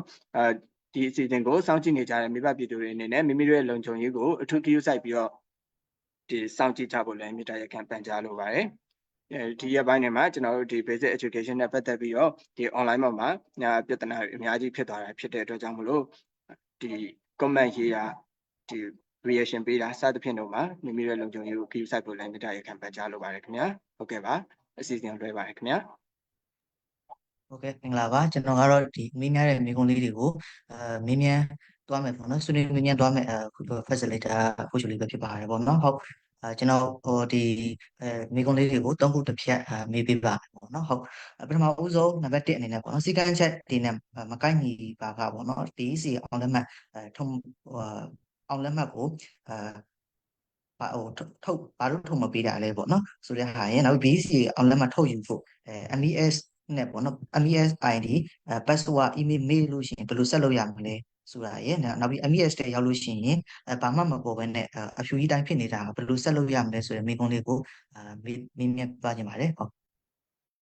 တောင်းရှိဆရာဆရာမတို့ဖြေကြားပေးဖို့မြတ်တယ်ခင်ဗျာဟုတ်ကဲ့ဟုတ်ကျွန်တော်တို့နောက်ဆုံးမေးခွန်းကနေတော့စဖြေလိုက်မယ်ပေါ့နော်အဲ့တော့ certificate ဘာလို့အဖြူကြီးဖြစ်နေလဲဆိုရင်ကျွန်တော်တို့ဒီဘက်မှာ system ကemail limit ဖြစ်တာဖြစ်တယ်ပေါ့နော်အဲ့တော့ဒီ email limit ဖြစ်သွားပြီးတော့ကျွန်တော်တို့ဒီသုံးဆွဲသူတွေကလည်းရမ်းများတယ်ကျွန်တော်တို့မှန်းထားခဲ့တာမှာတော့ certificate ကိုပဲ download လုပ်မယ်အရေးအတွက်ကိုကျွန်တော်တို့တွက်ခဲ့တာဖြစ်တယ်ပေါ့နော်ဒါပေမဲ့မထင်မှတ်လောက်အောင်ကိုပဲကျောင်းသားတွေအနေနဲ့ password reset ချတာတွေအဲ့လိုမျိုးတွေလည်းပြောညံများတဲ့ခါမှာပေါ့နော်ကျွန်တော်တို့ဒီ email က error ဖြစ်တာဖြစ်တယ်အဲ့တော့ဒီကျွန်တော်တို့ဒီကြီးညာပြီးတဲ့တရက်2ရက်မှာပေါ့နော်ကျွန်တော်တို့ site ကြာနေပါတယ်အခုတော့ကျွန်တော်တို့ပြင်ထားပါပြီသုံးလို့မနှက်ဖြန်လောက်ဆိုရင်တော့တည်တည်ချာချာလဲပတ်မယ်ခုလက်ရှိမှာတော့ကျွန်တော်တို့ texting လုပ်ပြီး send နေတယ်တင်တော့တင်ထားပြီးသုံးလို့ရတယ်ပေါ့နော်အဲ့တော့တချို့ဟာတွေကတော့ကျွန်တော်တို့ real time error လို့ပြောလို့ရတယ်အဲ့တော့ real time error ဆိုတာကတကယ်ကို user တွေအရင်အများကြီးနဲ့ဝင်လာတဲ့အချိန်ကြာမှပဲကျွန်တော်တို့အဲ့လို error မျိုးကကြုံနိုင်တာဖြစ်တယ်ပေါ့နော်အဲ့တော့ကျွန်တော်တို့ test site တစ်ခုမှာ send ခဲ့တယ်ကျမတို့ testing လုပ်တဲ့အချိန်မှာတော့ဒါတွေအကုန်လုံးကအဆင်ပြေတယ်ပေါ့နော်ဒါပေမဲ့ protection ကိုသွားတဲ့အခါမှာဒီ certificate တွေကိုထုတ်ပေးတဲ့အခါမှာပေါ့နော်နိုင်ဘက်ပဲပါနေတယ်အဲ့တော့ဖြူကြီးဖြစ်နေတယ်ဆိုတဲ့လူတွေကဒီနည်းပညာအရာပေါ့နော်တချို့error ဖြစ်တာဖြစ်တယ်ခုခုနဆရာမကြာလည်းပြောသွားတယ်တချို့တွေရနေပြီပေါ့နော်ဒါပေမဲ့ပထမအစောပိုင်း error တက်တဲ့ရက်မှာ request လုပ်ထားတဲ့ form တွေပေါ့နော်နောက်ကျောင်းသားတယောက်ကိုခောက်ပြန်အဲ့လိုမျိုးအများကြီး request လုပ်ထားတယ်ဆိုရင်လည်းအဲ့ဒီမှာကကျမတို့အဖြူတွေပါတာမျိုးတွေလည်းဖြစ်နိုင်တယ်အဲ့တော့ကျောင်းသားတွေအနေနဲ့တစ်ချိန်လေးပေါ့နော်တေချာလုပ်ပြီးတော့မှလုပ်ဖို့လိုပါတယ်လို့နောက်ဥမာကျမတို့မှာအကြမရှိဘူးဒါပေမဲ့ certificate ကိုထုတ်ယူပြီးသွားလို့ရှိရင်ပေါ့နော်နောက်တစ်ချိန်ထုတ်ယူဖို့ကျမတို့အကြံမပြဘူးပေါ့နော်တေချာမှပဲ certificate ကိုထုတ်ယူပါဆိုတာမျိုးကျမတို့ရဲ့စည်းကမ်းချက်တွေထဲမှာပါပါတယ်အဲ့တော့ကျောင်းသားကျောင်းသူတွေအနေနဲ့ကိုယ့်ရဲ့ရမှတ်ကိုတေချာကြည့်နေမှသာ certificate ကို download ရယူဖို့ပေါ့နော်ကျမတို့အနေနဲ့မေတ္တာရက်ခံပါတယ်လို့ကဲနောက်ထပ်ပေါ့နော်ဆက်လက်မေးခွန်းလေးမေးမြန်းခွင့်ပြုပါ BECA အောင်လက်မှတ်ရလို့ရှိရင်ပေါ့နော်မိသည့်နိုင်ငံတွေမှာမိသည့်နိုင်ငံတကာတက္ကသိုလ်တွေမှာဝင်ရောက်ခြောက်ထားပြီးတော့တက်လို့ရနိုင်မလဲဆိုတာရယ်နောက်ထပ်မေးခွန်းတစ်ခုကတော့BECA အောင်ပြီးလက်မှတ်ရလို့ရှိရင်မိသည့်တော်လန်ရေး online တက္ကသိုလ်တွေ on-site တက္ကသိုလ်တွေမှာဝင်တက်ရောက်ခွင့်ရနိုင်မလဲဆိုတဲ့ဟာလေးလည်းမေးမြန်းထားပါတယ်နောက်တစ်ခုကဒီ BECA စာမှုပွဲကိုလူကြီးတွေမြင်မြဝင်ရောက်ဖြည့်ဆွေခဲ့ပြီးတော့ BECA အောင်လက်မှတ်မြင်မြထုတ်ပေးနိုင်ပြီလဲဆိုတဲ့ဟာလေးမေးမြန်းထားပါတယ်ဟုတ်တောင်းရှိဆရာမတယောက်ဖြေချပေးဖို့ဖိတ်ခေါ်ပါတယ်ခင်ဗျာဟုတ်ကဲ့ဆိုတော့ဒီ BEC လက်မှတ်နဲ့ပေါ့နော်နိုင်ငံတကာကျောင်းတွေတက်လို့ရလားဆိုရင်เนาะကျမတို့အခုမှ certificate ကအခုမှစပြီးထုတ်ပေးမှာပေါ့နော်ဆိုတော့နိုင်ငံတကာကျောင်းတွေဒါကျမတို့သိရတဲ့လောက်တော့တက်လို့ရတယ်ကျမတို့နိုင်ငံတကာအဖွဲ့အစည်းတွေဆိုရင်ညမှာနိုင်ငံတကာတက္ကသိုလ်တွေနဲ့လည်းတွေ့တိုင်းကျမတို့ဒါမေးရပေါ့နော်ဆိုတော့ကျမတို့ဝန်ကြီးဒေါက်တာဇဝေစိုးက USA မှာ USA တက္ကသိုလ်တွေနဲ့တွားပြီးတွေ့ခဲ့တဲ့အခါမှာသူတို့ကဒီလက်မှတ်ကိုလက်ခံမယ်ပေါ့နော်ဒါပေမဲ့တကယ်ဝင်ခွင့်ရမရကတော့ individual ပေါ့နော်အဲ့ဒီကျောင်းသားရဲ့အရေးချင်းကိုပဲသူတို့အဓိကသတ်မှတ်မှာဖြစ်တယ်ဆိုတော့မျိုးပြောခဲ့တာရှိတယ်ဆိုတော့ဒီလက်မှတ်ကြောင့်မို့လို့အရေးချင်းဘယ်လောက်တော်နေပြီမဲ့အင်္ဂလိပ်စာဘယ်လောက်တော်နေပြီမဲ့နည်းကိုလက်မခံဘူးဆိုတော့မရှိဘူးပေါ့နော်ဆိုတော့ကျွန်တော်တို့တခြားနိုင်ငံကဒီတက္ကသိုလ်တွေနဲ့တွေ့တိုင်းလည်းအဲ့ဒါမေးရပေါ့နော်ဆိုတော့အများဆုံးသူတို့ဖြေကြတာကဒါကဒီ BEC စာမေးပွဲဟာBEC စာမေးပွဲကိုသူတို့အထက်တန်းပြီးဆုံးကျောင်းတစ်ခုကိုပြီးဆုံးကျောင်းဆိုတဲ့ဒီ requirement တစ်ခုကိုဖြည့်ဆည်းပေးရဖြစ်တယ်ပေါ့နော်ဆိုတော့ကျန်တဲ့အပိုင်းတွေကတော့ကိုယ့်ဟာကိုယ်စူးစမ်းမှာဖြစ်ပါတယ်ဘယ်တက္ကသိုလ်ပဲနိုင်ငံတကာတက္ကသိုလ်တက်ဆိုင်ရာတက္ကသိုလ်ရဲ့တတ်မှတ်ထားတဲ့ဝင်ခွင့်ကိုအောင်ရမှာဖြစ်တယ်ပေါ့နော်ဆိုတော့ဒါကြောင့်ဒီ BEC လိုမျိုးအထက်တန်းပြီးဆုံးကျောင်းလက်မှတ်မရှိတော့ပြန်လဲဒါရှောက်လို့မရဘူးပေါ့နော်ဆိုတော့အထက်တန်းပြီးဆုံးကျောင်းလက်မှတ်တစ်ခုအရင်ရှိမယ်ပြီးရင်တခြားတတ်မှတ်ထားတဲ့ဝင်ခွင့်တွေဒီရတယ်ဆိုလို့ရှိရင်အောင်တယ်ဆိုလို့ရှိရင်ဒါဝင်လို့ရမှာဖြစ်တယ်နောက်ပြီးတော့ကျွန်တော်တို့ရှေ့မှာလဲပေါ့နော်ဒီတိုင်းရင်းသားပညာရေးအဖွဲ့အစည်းတွေကဖွင့်တဲ့တွေကဒီဆယ်ရန်ဆောင်မှုစစ်ဆေးရတွေရှိတယ်အဲ့ဒါကိုဒီမြန်မာပြည်ကကြတော့အဲ့ဒါအတိမမပြုဘူးပေါ့နော်ဆိုတော့အရင်အစိုးရလက်ထက်ကဆိုတော့ကျွန်တော်တို့တိုင်းရင်းသားပညာရေးအဖွဲ့အစည်းရစစ်တဲ့ဆယ်ရန်တွေကိုဒီနိုင်ငံဒီ MOE ကအတိမမပြုတ်ခဲ့ဘူး MOE တက်သူတွေမှာတော့ဝင်လို့မရအောင်ဒါပေမဲ့နိုင်ငံတကာတက်သူတွေမှာအဲ့ဒါနဲ့ဝင်သွားတဲ့ကလေးတွေရှိရပေါ့နော်နိုင်ငံတကာတက်သူတွေဝင်ခွင့်ရသွားတဲ့ကလေးတွေရှိရဆိုတော့အဲ့ဒီအတိုင်းပဲပေါ့နော်အခုလည်းပဲအဲ့ဒီအတိုင်းဆိုတော့ကျမတို့ဒါအထက်တန်းပြီးဆုံးကျောင်းနဲ့ဒီကိုတကယ်ပဲအဲ့ဒီနိုင်ငံတက်သူဝင်ခွင့်ရဖို့အရေးချင်းပြည့်ရကလေးကတကယ်စာတော်တယ်အရေးချင်းပြည့်ရဒီမှာတခြား TOEFL တို့ Duolingo တို့ဘာလို့ရှိရဆိုလို့ရှိရင်ဒါအမှကောင်းတယ်ဆိုလို့ရှိရင်ဒါဝင်ခွင့်ရမှာပေါ့နော်ဒီတက္ကသိုလ်ကတတ်မှတ်ထားတဲ့ဝင်ခွင့်တွေပြည့်မြင်ရင်ဒါရမှာဖြစ်တယ်ဆိုတော့အခုလည်းဒါအခုစပြီပေါ့နော်ဒါဝင်ခွင့်တွေရှောက်ပြီးမှဝင်ခွင့်တွေစမ်းပြီးရှောက်ကြည့်လိုက်ပေါ့နော်ဒါတွေ့ကြုံကိုယ့်ရဲ့တွေ့ကြုံရမယ်ဖြစ်မယ်ထင်ပါတယ်ဆိုတော့နောက်တစ်ခုကမိကွန်းပါလည်းမသိဘူးနော်ခုနပြန်ပြီးဘယ်တက္ကသိုလ်တွေမှာရှောက်ခွင့်ရမလဲဆိုတာကျွန်မဖြေပြီးဒီတွင်းဟုတ်ကဲ့ဆင်မကြဖြေပေးလိုက်ရပါကျွန်မscreen share ပေးပါမယ်ပေါ့နော်ကျွန်တော်တို့ NUG MOE အနေနဲ့စစ်မြေပညာကဏ္ဍကနေပြီးတော့ဝင်ခွင့်ဖြည့်ဆိုခဲ့ဝင်ခွင့်ခေါ်ယူခဲ့တာရှိပါတယ်ဒီ COVID နဲ့အာဏာသိမ်းမှုကြောင့်ရန်နာထားတဲ့ပထမနှစ်ကျောင်းသားတွေကိုကျွန်တော်တို့ဝင်ခွင့်စတင်ပြီးတော့ခေါ်ယူခဲ့တယ်ခု BEC ကျောင်းသားတွေကိုပါနောက်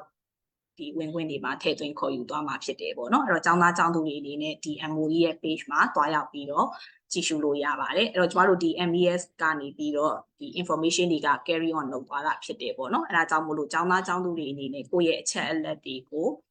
တည်တည်ချာချာဖြည့်ဖို့လိုအပ်တယ်ဆိုတာကိုလည်းခုနကျွန်တော်တို့ပြောတယ်ပေါ့နော်ကိုယ့်ရဲ့နာမည်တွေ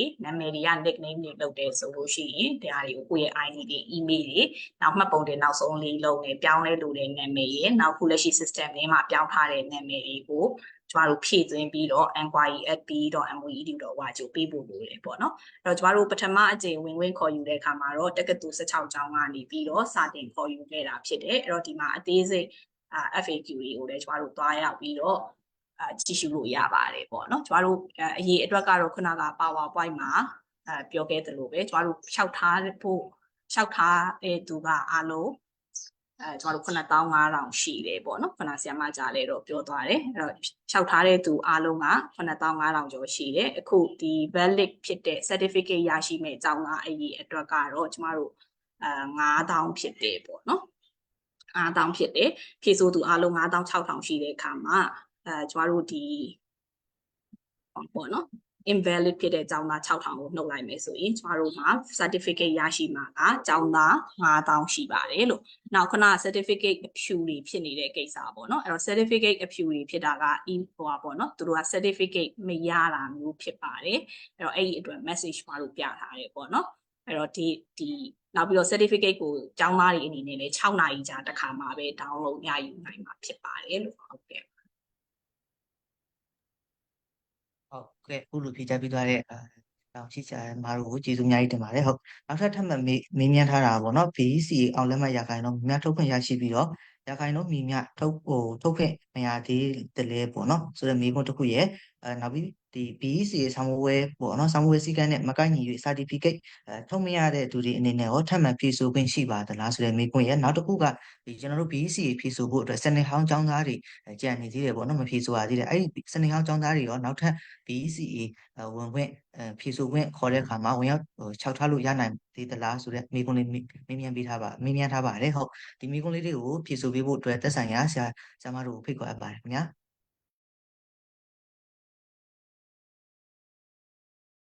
ဟုတ်ကဲ့ပထမမေးခွန်းကဒီ tech နဲ့ပတ်သက်တဲ့ဟာဖြစ်မယ်ထင်တယ်နော်အဲ့ဒါစရင်ပြခိုင်းတာဖြစ်မယ်ထင်တယ်ဟုတ်ကျမတို့အဲ့ဒါကတော့ရာဂိုင်နှုန်းတော့ပြောဖို့ခက်ပါတယ်ပေါ့နော်ရာဂိုင်နှုန်းကတော့ပြောဖို့ခက်တယ်ကျမတို့ကျောင်းသားတွေအကုန်လုံးကတော့ data တွေအကုန်လုံးကတော့ကျမတို့ထည့်ထားပြီးပြီ site ကကျမတို့နည်းနည်းလေးကိစ္စလေးတွေရှိတယ်ပေါ့နော်အဲ့တော့ဒီနေ့မှာစပြီးတော့ပြန်သုံးလို့ရတာဖြစ်ပါတယ်လို့ဒါပေမဲ့ခုနကပြောခဲ့သလိုပဲကျောင်းသားတွေအနေနဲ့ကိုယ့်ရဲ့အမှတ်ကိုဂျင်းနဲ့အားရမှသာလျင်တိချပြီးဆိုမှသာလျင်ပေါ့နော်ဒီအမှတ်စရင်းတွေကိုdownload လုပ်ဖို့ကျမတို့အနေနဲ့ပြောချင်ပါတယ်အဲ့တော့ကျမတို့ဒီ certificate တွေထုတ်ပေးတဲ့နေရာမှာလဲပေါ့နော်certificate တွေထုတ်ပေးတဲ့နေရာမှာလဲကျမတို့ဒီပေါ့နော် notary ပြန်ရတာဆိုတာမျိုးတွေဒါမျိုးတွေမရှိအောင်ကျမတို့ဘက်ကနေ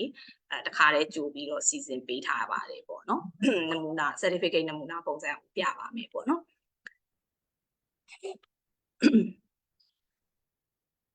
ကျောင်းသားကျောင်းသူတွေအနေနဲ့ဒီရမယ် certificate နမူနာပုံစံကတော့ကျမတို့ဒီပုံစံအတိုင်းဖြစ်ပြီးတယ်ပေါ့နော်ဒီပုံစံအတိုင်းရရှိမှာဖြစ်တယ်ဆီယမကြာလက်မှတ်ထိုးထားတယ်နောက်ထုတ်ပေးတဲ့ရက်စွဲလည်းကျမတို့မှာပါပါတယ်ပြီးသွားရင်ဒီမှာကျောင်းသားတွေရဲ့ certificate မှာကျမတို့ QR code ကိုတွေ့ရမှာဖြစ်တယ်ပေါ့နော်အဲ့တော့အဲ့ QR code ကနေပြီးတော့ကျမတို့ကျောင်းသားတွေကဒီ BEC ရေဆောင်ဝေးပွဲကိုတကယ်ဖြည့်ဆို့ခြင်းရှိမရှိဆိုတဲ့ဟာမျိုးကိုကျမတို့ဘယ်သူ့ကိုမှလည်းတွားမေးစရာမလိုဘူးကျမတို့စီကိုလည်း email ပို့စရာမလိုဘူးကျောင်းလျှောက်တဲ့အခါမှာဒီ certificate ကိုကျမတို့ verify လုပ်တဲ့ website ကိုကြီးညာထားတာပေါ့နော်အဲဒီ website ကနေပြီးတော့ဒီ certificate ကိုတင်လိုက်တာနဲ့ဒီကျောင်းသားဒီ BEC ရေဆောင်ဝေးပွဲကိုတကယ်အောင်မြင်ထားတဲ့သူဖြစ်တယ်ဆိုတာဟာမျိုးကိုကျမတို့စစ်ဆေးနိုင်မှာဖြစ်တယ်ပေါ့နော်ရင်တော့ဆိုရင်တော့ကျမတို့ဒါတွေကnotary ပြန်ရတယ်ဆိုတာမျိုးတွေရှိတယ်ဒါပေမဲ့ notary ပြန်လဲcertificate တွေကPhotoshop တွေနဲ့အတူလုပ်လို့ရနိုင်နေပေါ့နော်ဒါပေမဲ့ကိုကတော့ကျမတို့က database တစ်ခုရှိတယ်ဒီကျောင်းသားတွေကတကယ်ဖြည့်ဆို့အောင်မြင်ခဲ့တယ်ဟုတ်လားမဟုတ်လားဆိုတာကိုအဲ့ဒီ database မှာကျမတို့စစ်ဆေးနိုင်မှာဖြစ်တယ်ပေါ့နော်ကျမတို့ဒီထောက်ပံ့စာလိုအမျိုးတွေယူရတဲ့ကိစ္စမျိုးတွေမှာလည်းဖြစ်တယ်ပေါ့နော်နောက်နိုင်ငံတကာကျောင်းတွေကိုရှောက်တဲ့အခါမှာလည်းဒါကအများကြီးထောက်ကူဖြစ်မှာဖြစ်ပါတယ်လို့နောက်တစ်ခုကတော့ဒါကကျမတို့အမှတ်ပေါ့နော်ဒီအမှတ်စရင်းနဲ့ကျမတို့ဒီလိုပုံစံထုတ်ပေးတာဖြစ်တယ်အဲ့တော့မြန်မာလိုရောအင်္ဂလိပ်လိုရောထုတ်ပေးတာဖြစ်တဲ့အတွက်ကြောင့်မို့လို့တခါတည်းပေါ့နော်ဒါကပြန်ပြီးတော့ဘာသာပြန်စရာတွေ notary ပြန်စရာတွေဒါမျိုးတွေလုပ်ဖို့မလိုတော့ပါဘူးလို့ဟုတ်ကဲ့ကျေးဇူးပါဟုတ်ကဲ့ပါဆိုတော့နောက်မွေးခွန်းနေဖြစ်တဲ့ထပ်မံဖြည့်ဆို့ခွင့်ရှိမရှိပေါ့နော်ဆိုတော့ထပ်မံဖြည့်ဆို့ခွင့်ရှိမရှိဆိုတဲ့နေရာမှာခုနရှိမှလည်းတော့ပြောပြသွားပြီဒါထပ်မံဖြည့်ဆို့ခွင့်ရှိပါတယ်ဒီမှာစီကနဲ့မညီဘဲနဲ့ဒါ reject ဖြစ်သွားတဲ့အရာ6000ကျော်ပေါ့နော်ထပ်မံဖြည့်ဆို့ခွင့်ရမှာဖြစ်ပါတယ်ပေါ့နော်ပုံမှန်ဒီစီကနဲ့မညီတာလည်းတကယ်တော့အများကြီးဖြည့်လျှော့ပြီးစဉ်းစားထားပေးရဖြစ်ပါတယ်ကျမတို့အားလုံးအခြေအနေအခက်အခဲအမျိုးမျိုးကြားနေဖြည့်ရတာဖြစ်တယ်နောက်ပြီးပထမဆုံးအချိန်ဖြည့်ရတာဖြစ်တဲ့အတွက်ဒါဒီ proctoring စစ်တဲ့ team ကဒါအများကြီးဖြည့်လျှော့ထားပြီးရယ်ဆိုတော့6100ကတော့ဒါဒီ reject ပေါ့နော်ဒီ invalid ဖြစ်သွားတာပေါ့နော်ဆိုတော့ဒီ invalid ဖြစ်တဲ့သူတွေအတွက်ဘယ်လောက်ကြာစောင့်ရမယ်ဆိုတာမျိုးဘယ်လောက်ကြာဘယ်လိုပြောမလဲဒီဖြည့်ဆို့ခွင့်မရှိဆိုတာမျိုးမရှိဘူးပြန်ပြီးဖြည့်လို့ရမှာဖြစ်တယ်ဆိုတော့မကြာခင်မှာဒါဘယ်တော့ဖြည့်ရမယ်ဆိုတာကိုပြန်ပြီးပြန်ပြီးမှဒီကြာခင်မှာဘယ်လောက်ပြန်ပြီးကြီးညာပေးသွားမှာဖြစ်တယ်เนาะပြီးတော့နောက်ထပ် BEC grade 11ရှိအောင်မလားဆိုရှိမှာပါကျမတို့ဒီ PDF တွေကိုလည်းစောင့်ဖို့လိုတယ်လေเนาะ PDF တွေလည်း grade 11မြဖြစ်ရတဲ့ကလေးတွေအများရှိရယ်နောက်တော်လိုင်းရေးထဲမှာရှိနေကြတဲ့တော်လိုင်းရေးထဲမှာအကြောင်း PDF အနေနဲ့ဖြစ်ပေါ့เนาะတခြားပုံစံအမျိုးမျိုးနဲ့အချိန်ပြည့်ရှိနေကြတဲ့ကျမတို့ကလေးတွေလည်းအများကြီးကြောက်အောင်မှာဖြစ်ပါတယ်ဆိုတော့တို့တွေလည်းစောင့်ရင်းနဲ့ကျမတို့ BECစနစ်ဟောင်းလည်းထပ်ပြီးရှိသွားမှာဖြစ်တယ်ဆိုတော့အခုဒီ invalid ဖြစ်တဲ့6000အများဆုံးဖြည့်နိုင်အောင်လည်းကျမတို့ပြန်ပြီးလုပ်ပေးသွားမှာဖြစ်ပါတယ်เนาะ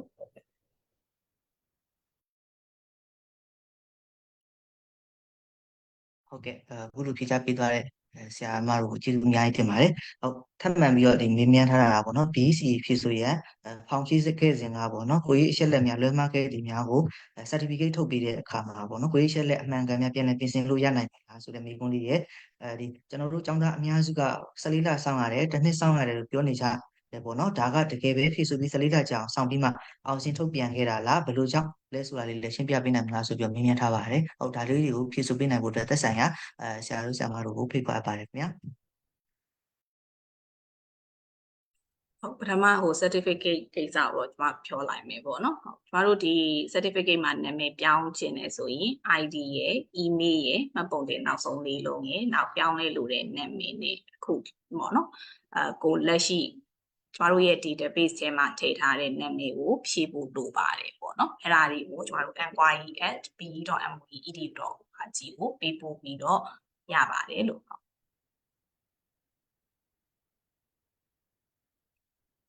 ဟုတ်ကဲ့ BEC အချိန်ကြာသွားရခြင်းကိစ္စပေါ့နော်အချိန်ကြာသွားရခြင်းကိစ္စဖြစ်ပါတယ်ကျမတို့ဒီ2023မှာ2ကြိမ်ခွဲပြီးဖြည့်ခဲ့ဒီ2ကြိမ်ခွဲပြီးဖြည့်တဲ့စနစ်ကလည်း online offline တစ်ခုစလုံးပေါ့နော်နှစ်ခုစလုံးဖြည့်ရဆိုတော့2ကြိမ်ခွဲပြီးဖြည့်ရတဲ့ဟိုကလည်းဒီလိုပို့ပြီးဒီကျောင်းသားတွေကိုခုလိုကာလမှာခက်ခဲမျိုးကြားနေဖြည့်ရတာဖြစ်တဲ့အတွက်သူတို့ကိုပို့ပြီး ဘာသာရပ်တွေခွဲဖြေလို့ရအောင်ပေါ့နော်ကိုတာ ready မဖြစ်သေးဘူးဆိုရင်နောက်တစ်ချိန်မှာခွဲဖြေလို့ရအောင် flexible လုပ်ထားပေးရဖြစ်တာပေါ့နော်အဲကြောင့်နှစ်ချိန်စလုံးအတွက်ကျမတို့စောင့်ပြီးမှပဲနှစ်ချိန်စလုံးဖြေပြီးမှပဲကျမတို့အမစင်းတွေစစ်တာတို့ဘာလို့လုပ်ရတာပေါ့နော်အမစင်းတွေစစ်တယ်အမစင်းတွေစစ်ပြီးတဲ့ဟာကိုကျမတို့ proctoring ပြန်စစ်ရတယ် proctoring စစ်တယ်ဆိုတော့ခုနပြတဲ့ပုံမျိုးပေါ့နော်3 စက္ကန့်ကိုတပုံရိုက်ပါတယ်ဒီ Samuel ရဲ့ system ကသူ့အတူရိုက်သွားတာဖြစ်တယ်ဆိုတော့အဲ့ဒီပုံပေါင်းမြောက်များစွာကိုကျမတို့စစ်ရတယ်ပေါ့နော်အခက်အခဲအများများတယ်ဒီစစ်တဲ့အခါမှာလဲ line မကောင်းတာအစပေါ့နော်ကျမတို့ဆရာမတွေအများကြီးပုံပေါင်းတောင်းချီကိုစစ်ရတာဖြစ်တယ်အဲ့ဒီခါမှာတစ်ခါလေကြာရင်ကျမတို့ကဘုံခုကျင်းထဲကနေစစ်ရတဲ့အချိန်တွေလည်းအများကြီးပဲပေါ့နော်လေရင်ကလာလိုက်ပါလိုက်ပေါ့နော်ဆိုတော့ဒါတော့ဖြေရတဲ့သူတွေလည်းအဲ့လိုပဲဖြစ်မှာပါအလုံးကဒုက္ခခက်ခဲကြနေဖြေရတာတွေပဲပေါ့နော်ဆိုတော့တန်းကြတော့ရချင်းကတော့ဒီ system အတစ်တစ်ခုတိဆောက်တာလည်းဖြစ်ပါတယ်ဆိုတော့အခုဒီ system အတစ်တိဆောက်ရတဲ့အချိန်တက်ပေးရတယ်ဒါအင်မတန်မှကောင်းမွန်တဲ့ system တစ်ခုကိုဒါ 1B တိဆောက်ပြီးဒီကြတာဖြစ်ပါတယ် test system ရော test design ပေါ့နော်ဒီ DBC ရဲ့ assessment ရဲ့ design ကလည်းအတစ်ပြီးတော့ဒီ online ကနေဖြေဆိုတဲ့ online platform ကလည်းအတစ်ပေါ့နော်ဆိုတော့ဒီလိုမျိုးတွေအတစ်တွေအများကြီးနဲ့ကျမတို့ဒီတီထွင်ဖန်တီးဆောင်ရွက်ထားတာဖြစ်တဲ့အတွက် system ဘက်ကတိဆောက်တဲ့အချိန်အနည်းငယ်ကျမတို့ယူတယ်ဆိုတော့ဒီဟာတွေပေါင်းနောက်တစ်ခုကကျမတို့မြေပြင်နဲ့ online offline တစ်ခုစလုံးစစ်တာပေါ့နော် online မြေပြင်နဲ့ online offline တစ်ခုစလုံးစစ်တဲ့စာမေးပွဲကိုကျမတို့ယူရပါတယ်အဲ့ဒီ data စောင့်ယူရတယ်ဆိုတော့မြေပြင်က data တွေစောင့်ယူဖို့မြေပြင်ကခက်ခဲတွေပေါ့နော်လေရင်တွေလာတဲ့ဂျားကနေခုနဆရာလည်းပြသွားပြီအခက်ခဲတွေဂျားနေစစ်ရတာသူတို့ဆရာ data ပြန်ယူတဲ့အချိန်မှာလည်းဒီ data ပြန်ယူတဲ့အဖွဲ့ကလည်းဒါဘုံခုချင်းထဲတွားလိုက်ရင်တော့ line ကပြန်မကောင်းဆိုတော့ပေါ့နော်ဆိုတော့ဒီလိုမျိုးတွေနဲ့ကျွန်တော်တို့ယူခဲ့ရတယ်ဒီလိုမျိုးခက်ခဲတွေလည်းအများကြီးရှိသွားဆိုတော့ဒါတွေအားလုံးပေါင်းလိုက်ရင်ကျွန်တော်တို့ငကိုပြောထားတာက February ဆိုတဲ့ညမှာအခု May ကျမှပြောင်းစင်ထွက်နိုင်တာပေါ့နော်ဆိုတော့ဒါတကယ်တမ်းကျတော့ဒါဘယ်သူမှကျွန်တော်တို့ team တွေကလည်းအားလုံးစူးစမ်းကြတယ်ဒါပေမဲ့ဒီတော်လိုင်းရေးရဲ့ပေးထားချက်တစ်ခုဖြစ်သွားတာပေါ့နော်ဒီလိုခက်ခဲတွေဒါအများကြီးပဲရှိသွားတာဖြစ်တဲ့အတွက်ဒီနောက်ထပ်2လကျော်လောက်နှုတ်နေသွားလိုက်ရတာဖြစ်ပါတယ်ပေါ့နော်ပုံမှန်တော့တစ်နှစ်ဒီဖြစ်တာပေါ့နော်ဆိုတော့လာမယ့်နှစ်ဒီမှာတော့ကျမတို့တကယ်လို့ဒီရှေ့မှာပထမအတုံးမှာဖြေတဲ့ကလေးတွေအတွက်ကတော့နည်းနည်းကြာသွားတာဖြစ်ပါတယ်ချိန်ကြာသွားတယ်ပေါ့နော်ချိန်ကြာသွားတယ်ဆိုတော့လာမယ့်နှစ်ဒီမှာတော့အဲ့လိုမျိုးမဖြစ်အောင်ကျမတို့ကလေးတွေကိုကျောင်းသားတွေကို subject ခွဲဖြေခွင့်မပြုတော့ဘူးပေါ့နော် subject ခွဲဖြေခွင့်မပြုတော့တာမျိုးကျမတို့လုပ်လို့ရတယ်တကယ်လို့ပထမအတုံးမှာဖြေတဲ့လူကပထမအတုံးဖြေပြီးသွားရင်သူ result တက်ထွက်ပြီးမယ်ပြင်တကြအတုံးမှာဖြေလို့ဒီအတုံးမှာဖြေ result တက်ထွက်ပြီးမယ်ပေါ့နော်ဘာသာရပ်တွေခွင့်မရှိဘူးဒါပေမဲ့ result ကတော့စောစောရမယ်ဆိုရမျိုးကျမတို့ဒါလုပ်လို့ရနိုင်တယ်ဒါတော့နောက်နှစ်ဒီမှာကျတော့ BEC ကပိုကောင်းတော့မှဖြစ်ပါတယ်ပိုလည်းဒီလောက်ကြာဆရာလည်းမလို့တော့ဘူးပေါ့နော်ဆိုတော့အခုဒီတစ်နှစ်ကာလမှာအလုံးကျမတို့ခက်ခဲကျောင်းသားတွေလည်းအများကြီးစောင့်လိုက်ရတယ်ဒီဘက်ကဆရာမတွေလည်းနေပါညမနာပေါ့နော်အင်းကြီးပြက်ပြီးမှဒါဘိုင်းကိုလှုပ်ဆောင်ပေးကြတာဖြစ်တယ်အလုံးကိုအများကြီးစောင့်ပေးတဲ့အတွက်ရောဆောင်ရွက်ပေးတဲ့အတွက်ရောအရင် appreciate ဖြစ်တယ်ကျေးဇူးတင်တယ်ကျမတို့ကျောင်းသားတွေပေါ့နော်အကောင်းဆုံးဒီလှုပ်ဆောင်ပေးနိုင်ဖို့အတွက်ပဲကျမတို့စဉ်းစားဆောင်ရွက်ပေးကြတာဖြစ်ပါတယ်လို့ကျေးဇူးတင်ပါတယ်ဟုတ်ခုလိုပြပြဆိုတော့ဖြေသားပေးတဲ့တီချာတို့ကိုကျေးဇူးအများကြီးတင်ပါတယ်ဆက်ပြီးတော့ဒီမေးထားတာပေါ့နော်ဒီ BEC certificate ထုတ်ပေးတဲ့အခါမှာပေါ့နော်စီကန်းနဲ့ညီဘယ်လိုအသေးစိတ်စစ်ဆေးခဲ့လဲဆိုတာလေးကိုရှင်းပြလို့ရနိုင်မလားဆိုပြီးတော့မေးမြန်းထားတာလည်းရှိပါတယ်အဲ့ဒီမေးခွန်းလေးနဲ့ပတ်သက်ပြီးတော့လည်းဖြေဆိုပေးနိုင်ဖို့တောင်ကြီးဆရာမတို့ကိုဖိတ်ခေါ်အပ်ပါတယ်ခင်ဗျာဟုတ်ကဲ့ဆိုခုနကတော့ပြောသွားပြီပေါ့နော်ကျမတို့ proctoring စစ်တဲ့ software ရှိရယ်ဆိုတော့အဲ့ဒီ software နဲ့ဒီစစ်ကတဲ့ကနေစကတဲ့ကနေဒီခုနပြောတဲ့ကျမတို့စီကံချက်တွေကိုအချိန်ချင်းရှိမှလည်းထုတ်ပြန်ကြေညာထားပြီးသားပေါ့နော် online ဆိုလို့ရှိရင်ဒါဖြေမဲ့သူမဖြေခင် screen မှာအဲ့ဒါရင်ပေါ်တာဖြစ်ပါတယ် subject တစ်ခုချင်းစီမှာဒီလိုပေါ်တာဖြစ်တယ်နောက်ပြီးတော့စဖြေမယ်ဆိုတာနဲ့သူက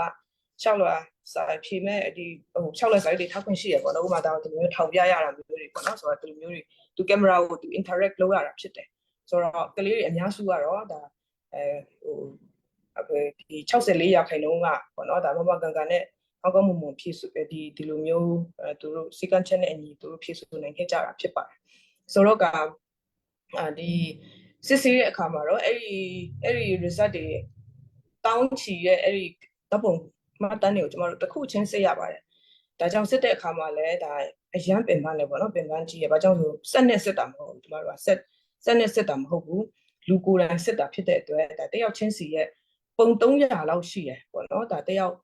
ပုံ300နဲ့900ကြားရှိရအကြောင်းသားတယောက်ကို subject တစ်ခုဆိုရင်ပုံ300နဲ့900ကြားရှိရဆိုတော့အဲ့ဒါမိနစ်တိုင်းကိုတို့ကိုမိနစ်တိုင်းကိုဓာတ်ပုံတွေရိုက်နေတာဖြစ်တော့ဒီဟာတွေကိုအသေးစိတ်ကြည့်ရတယ်ဆရာမတွေကတို့ရဲ့ကွန်ပျူတာမှာအဲ့ဒီ software ထည့်ထားပြီးမှဒါ3မိနစ်ကိုကျောင်းသားတယောက်ကိုဒါပုံ300နဲ့900ကြားကိုတို့ကဒီ subject တစ်ခုမှာလေဒီပုံပေါင်း1000တောင်းရှိတို့စစ်ဆေးရတာဖြစ်ပါတယ်အဲ့လိုမျိုးတစ်ခုချင်းစီစစ်ဆေးပြီးမှခုနပြတဲ့ဒီစီကန်းချင်းနဲ့မညီညွတ်တဲ့ဟာတွေကိုမှတ်ထားပြီးမှဒီကျမတို့ level ခွဲပါတယ်စီကန်းချင်းနဲ့မညီညွတ်တယ်ဆိုပေမဲ့လည်းနည်းနည်းလေးဖြစ်တာနဲ့ခက်ချတာလည်းမဟုတ်ဘူးပေါ့နော် level 1 2 3 4ခွဲထားတယ်နေ level နေတယ်ဟိုပေါ့နော်ဆိုတော့တိတ်ပြီးဥပမာနောက်မှလူတွေရှိပေမဲ့လည်းသူ့ကိုဘာမှလာမပြောဘူးသူကသူဖြေနေတယ်နောက်မှလူတွေရှိတယ်အဲ့လောက်နဲ့ကတော့ကျမတို့ဟို reject မလုပ်ဘူးပေါ့နော် envelope ထဲမှာမထည့်ဘူးဒါပေမဲ့ဒီလိုမျိုးကြည့်ပြီးမှတကယ်ပဲပေါ့နော်ဒီចောင်းသားက sequence နဲ့မပြည့်ညီဘူးဆိုတာကိုလုံးဝအရန်ကိုဟိုဖြစ်လာတဲ့အခါကျမှလည်းမြင့်လာတဲ့အခါကျမှပဲ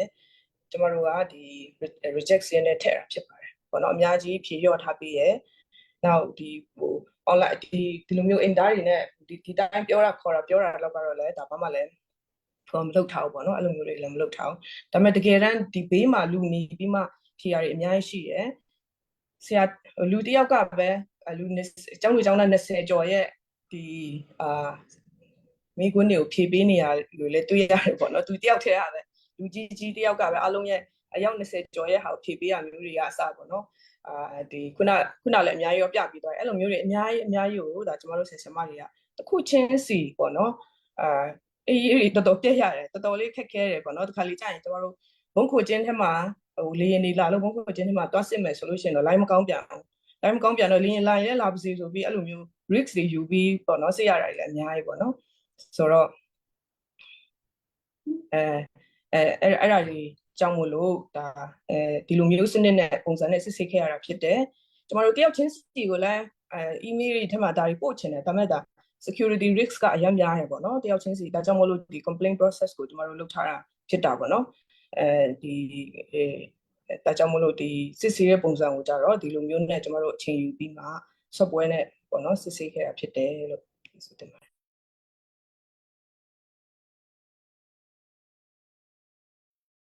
ဟုတ်ကဲ့အခုလိုပြည့်စုံဖြည့်ဆိုပြီးတော့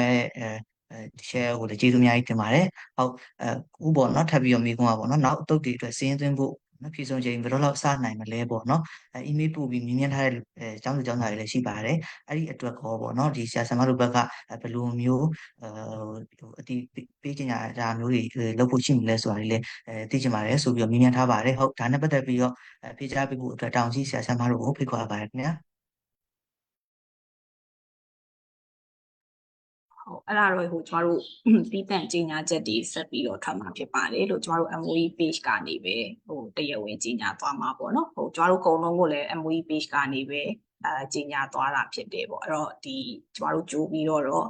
အခုကတော့ဒီအောင်စင်းထုတ်တဲ့ကိစ္စကိုကျမတို့ဆက်လုပ်နေတယ်ပေါ့နော်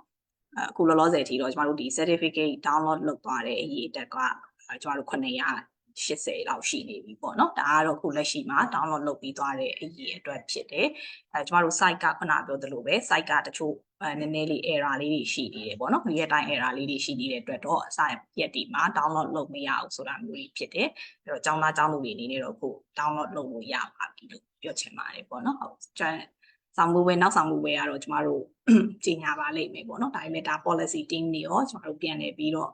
ဆွေးနွေးဖို့လိုပါတယ်နောက်ခုနပြောခဲ့သလိုပေါ့နော်ကျမတို့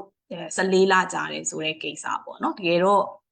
ကျမတို့ကဆောင်းမွေးဝဲ form တွေကို registration ခေါ်တဲ့ကာလကနေစတွက်ရင်တော့14လတို့ဘာလို့ဖြစ်တာပေါ့နော်အဲ့တော့တကယ်တော့ဒါကကျမတို့ registration ခေါ်တာဖြစ်တယ်ပြီးသွားတဲ့နောက်မှာပထမကြိမ်ဆောင်းမွေးဝဲဖြည့်ဆို့ဖို့အတွက်ကိုကျမတို့ဒီ February ကနေ April ပေါ့နော်အဲ့ဒီမှာဖြည့်ဆို့ခဲ့တယ်ဒုတိယကြိမ်က August to October ပေါ့ခုနဆီယမကြာလေးပြောသွားတယ်ကျမတို့ကကျောင်းသားတွေကို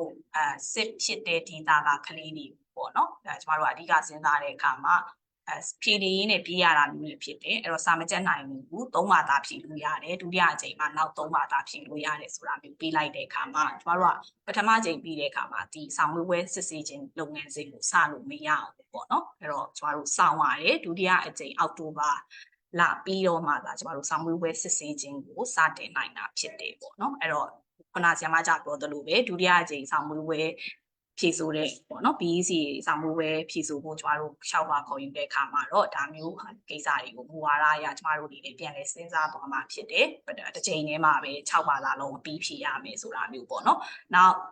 ကျမတို့ဘက်ကဖြည့်လျှော့ထားတဲ့ဟာတွေမှာဆိုလို့ရှိရင်စာမွေးပွဲဖြည့်တဲ့ကာလကဒီရက်ကနေဒီရက်6ရက်အတွင်းပဲဖြည့်ရမယ်ဆိုတာမျိုးမဟုတ်ဘူးကျမတို့ဒီစာမွေးပွဲ portal ကိုကာလတစ်ခုသတ်မှတ်ပြီးတော့မှအကုန်လုံးဖြည့်ဆိုလို့ပြီးအောင်စောင့်တာဖြစ်တယ်ပေါ့နော်အဲ့တော့အဲ့လိုမျိုးဖြည့်ဆိုလို့ပြီးအောင်စောင့်ရတာဖြစ်တဲ့အတွက်ကျမတို့ကအကုန်လုံးကိုပြန်စောင့်ရတာဖြစ်တယ်။နောက်မြေပြင်မှာဆိုရင်လည်းခုနပြောသွားသလိုပဲဒီစစ်ကြောင်းထိုးလို့နော်ပုံကျဲလို့ဆိုပြီးတော့စာမွေးပွဲစင်တာတွေကနေဖြည့်ဆိုနေရင်းနဲ့ရွှေ့ရတာတွေရှိတယ်။အဲ့လိုရွှေ့ရတာဖြစ်တဲ့အတွက်ကြောင့်မို့လို့ဒီကလေးတွေကလည်းဒီပထမအကြိမ်မှာတတုတ်ထဲပါသွားတာဖြစ်ဖို့အတွက်ကျမတို့ကဒီ data တွေရောက်အောင်စောင့်ရတာဖြစ်တယ်။အဲ့တော့အဲ့ဒီ data တွေကိုကလည်း internet ရရှိတဲ့ data မှာပြန်ပြီးတော့ upload လုပ်ရတာဖြစ်တဲ့အတွက်ကျွန်တော်တို့ဒါတွေစောင့်ရတယ်ပေါ့နော်အဲ့ဒါမျိုးဖြစ်တဲ့အတွက်ကြောင့်ပေါ့လို့တော့ကျွန်တော်တို့ဒီလောက်ကြာသွားတယ်လို့ပြောလို့ရပါတယ်ဒါပေမဲ့ဒုတိယအကြိမ်ဆိုရင်တော့ဒီထက်ပိုမြန်မှာပါပေါ့နော်ဒါပါပြောချင်ပါတယ်ကျွန်တော်တို့ဖြေဖို့ကြံတဲ့မိခွန်းလေးရှိတယ်ပြောပါရှင်ဟုတ်ကဲ့ဟုတ်ကျေးဇူးတင်ပါတယ်ကိုလိုပြပြစုံစုံဖြေသွားပေးတဲ့တစ်ချက်ဟုတ်တယ်ပေါ့နော်ဟုတ်နောက်ထပ်ဒါနောက်ဆုံးမေးခွန်းပေါ့နော်ဟုတ်ကျန်တဲ့အားကတော့ပေါ့နော်ဒီ certificate ထုတ်ယူလို့မရတဲ့အကြောင်းသားတွေအနေနဲ့ပေါ့နော်ကျွန်တော်တို့ဒီ community form တင်ဖို့ပေါ့နော်ဆိုတဲ့ဟာမှာရောပေါ့နော်ဒါဘယ်လိုမျိုးလမ်းညွှန်ထားတာမျိုးရှိပြီးတော့ဒီအားနဲ့ပတ်သက်ပြီးတော့လည်းဒါအသေးစိတ်ရှင်းလင်းတင်ပြပေးဖို့မေးမြန်းထားပါတယ်ပေါ့နော်ဒါလေးကိုလည်းဖြည့်ဆိုပေးဖို့အတွက်တောင်းကြီးဆရာမတို့ဖိတ်ခေါ်ပါတယ်ခင်ဗျာ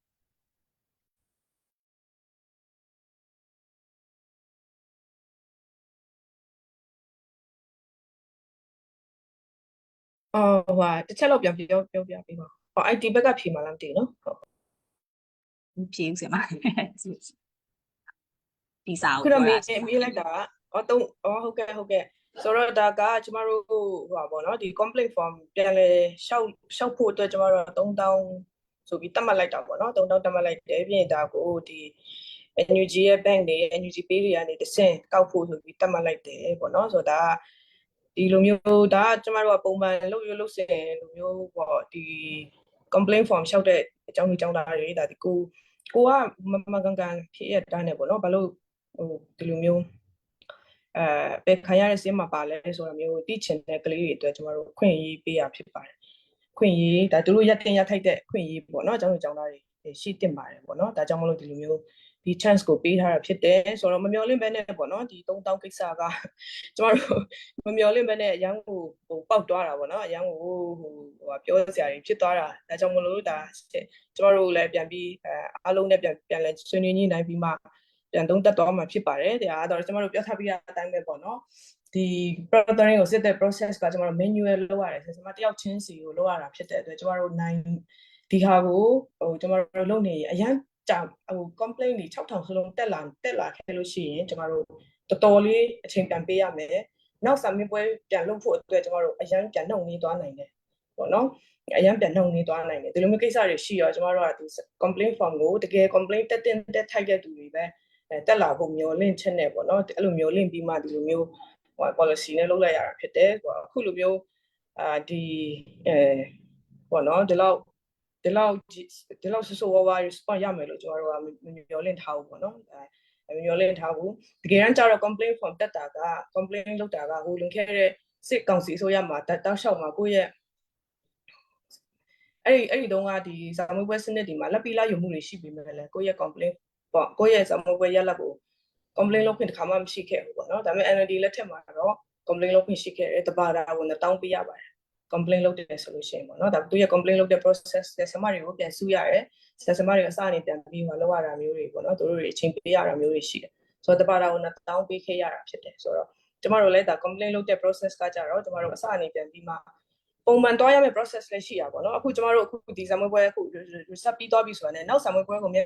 လုပ်ပေးနိုင်ဖို့ကလုပ်ရတော့မှာဆရာမတွေကအဲ့ဒီကိုအားထည့်ရတော့မယ့်အချိန်မှာဒီ complaint form 6000ကိုကျမတို့ကပြန်ပြီး စစ်ပေးနေရမယ်ဆိုလို့ရှိရင်တကယ်စစ်ပေးစစ်ထိုင်တက်တဲ့ကလေးတွေကိုကြာတော့ဒီမှာစစ်ပေးရမှာအဲ့ဒါကလေးတွေအခွင့်အရေးဖြစ်တယ်ကျောင်းသားတွေအခွင့်အရေးဖြစ်တယ်ဒါပေမဲ့ကိုကစီကန်းချက်နဲ့မညီလောက်ထားပါရဲ့နဲ့ complaint ဖော်လာတင်တဲ့လူအများများသွားရင်လည်းကျွန်တော်တို့ကမလိုအပ်ပဲနဲ့အချိန်ကြီးအများကြီးပုတ်ပြီးမှနောက်ဆောင်ပွဲလုပ်ရမယ့်အချိန်တွေမှာပြန်ပြီးထိခိုက်သွားမှာပေါ့နော်ဆိုတော့ဒါကြောင့်မလို့ဒီလိုမျိုးစဉ်းစားတာပေါ့ကျွန်တော်တို့ကဒီလိုမျိုးစဉ်းစားလို့ဒီ3000ကိုတတ်မှတ်လိုက်တာဖြစ်တာပေါ့နော်ဒါပေမဲ့အခုကကျွန်တော်တို့ဒါဒီလိုမျိုး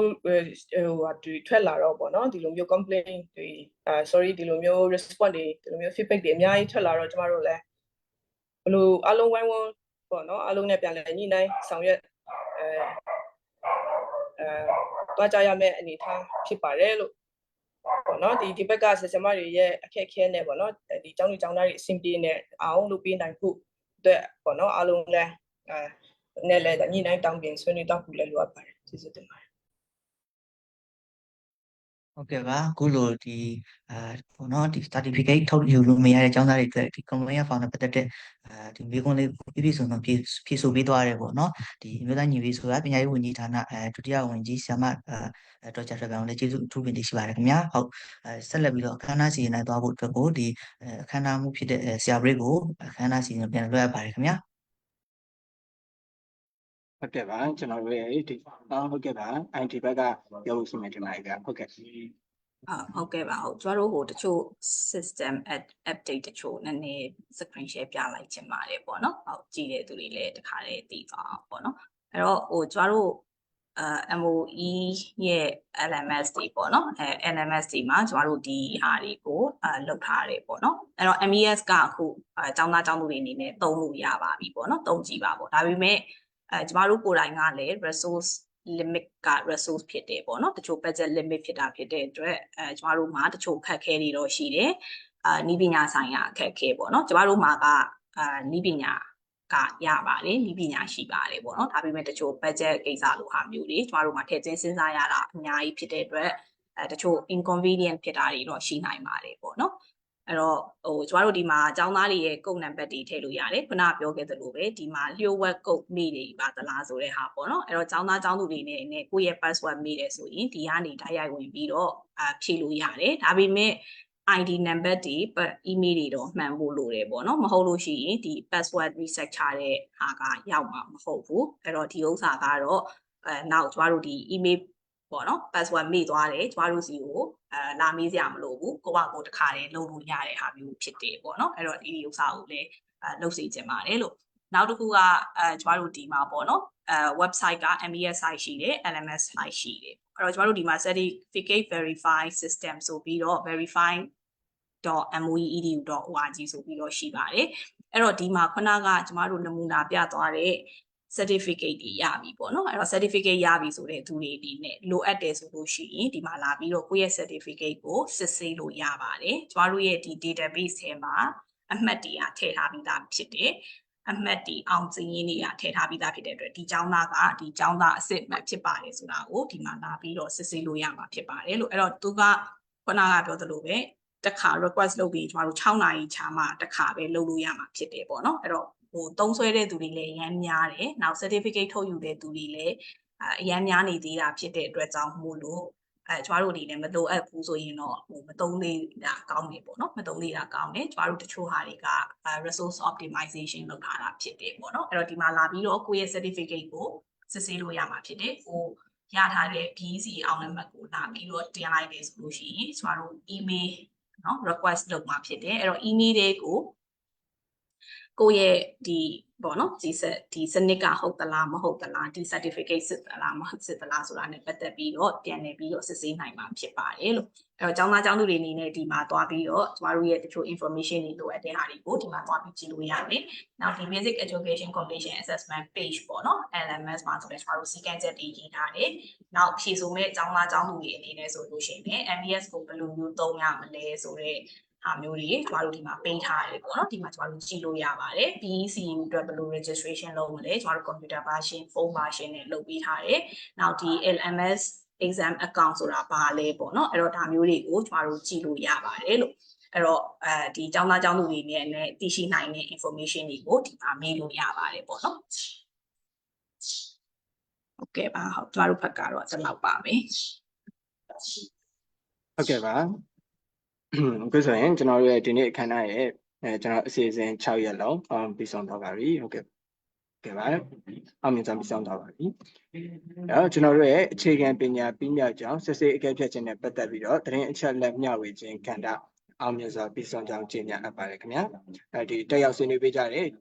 ကဏ္ဍအသီးသီးကတာဝန်ရှိသူဆရာမများအားလုံးကိုလည်းအထူးပဲကျေးဇူးတင်ရှိပါတယ်ဟုတ်ကဲ့ပါအချိန်ပေးပြီးတော့စောင့်ကြည့်နေကြတဲ့ကျောင်းသားကျောင်းသူတွေကိုရောကျွန်တော်မိဘပြည်သူတွေအားလုံးကိုရောအထူးပဲကျေးဇူးတင်ရှိပါတယ်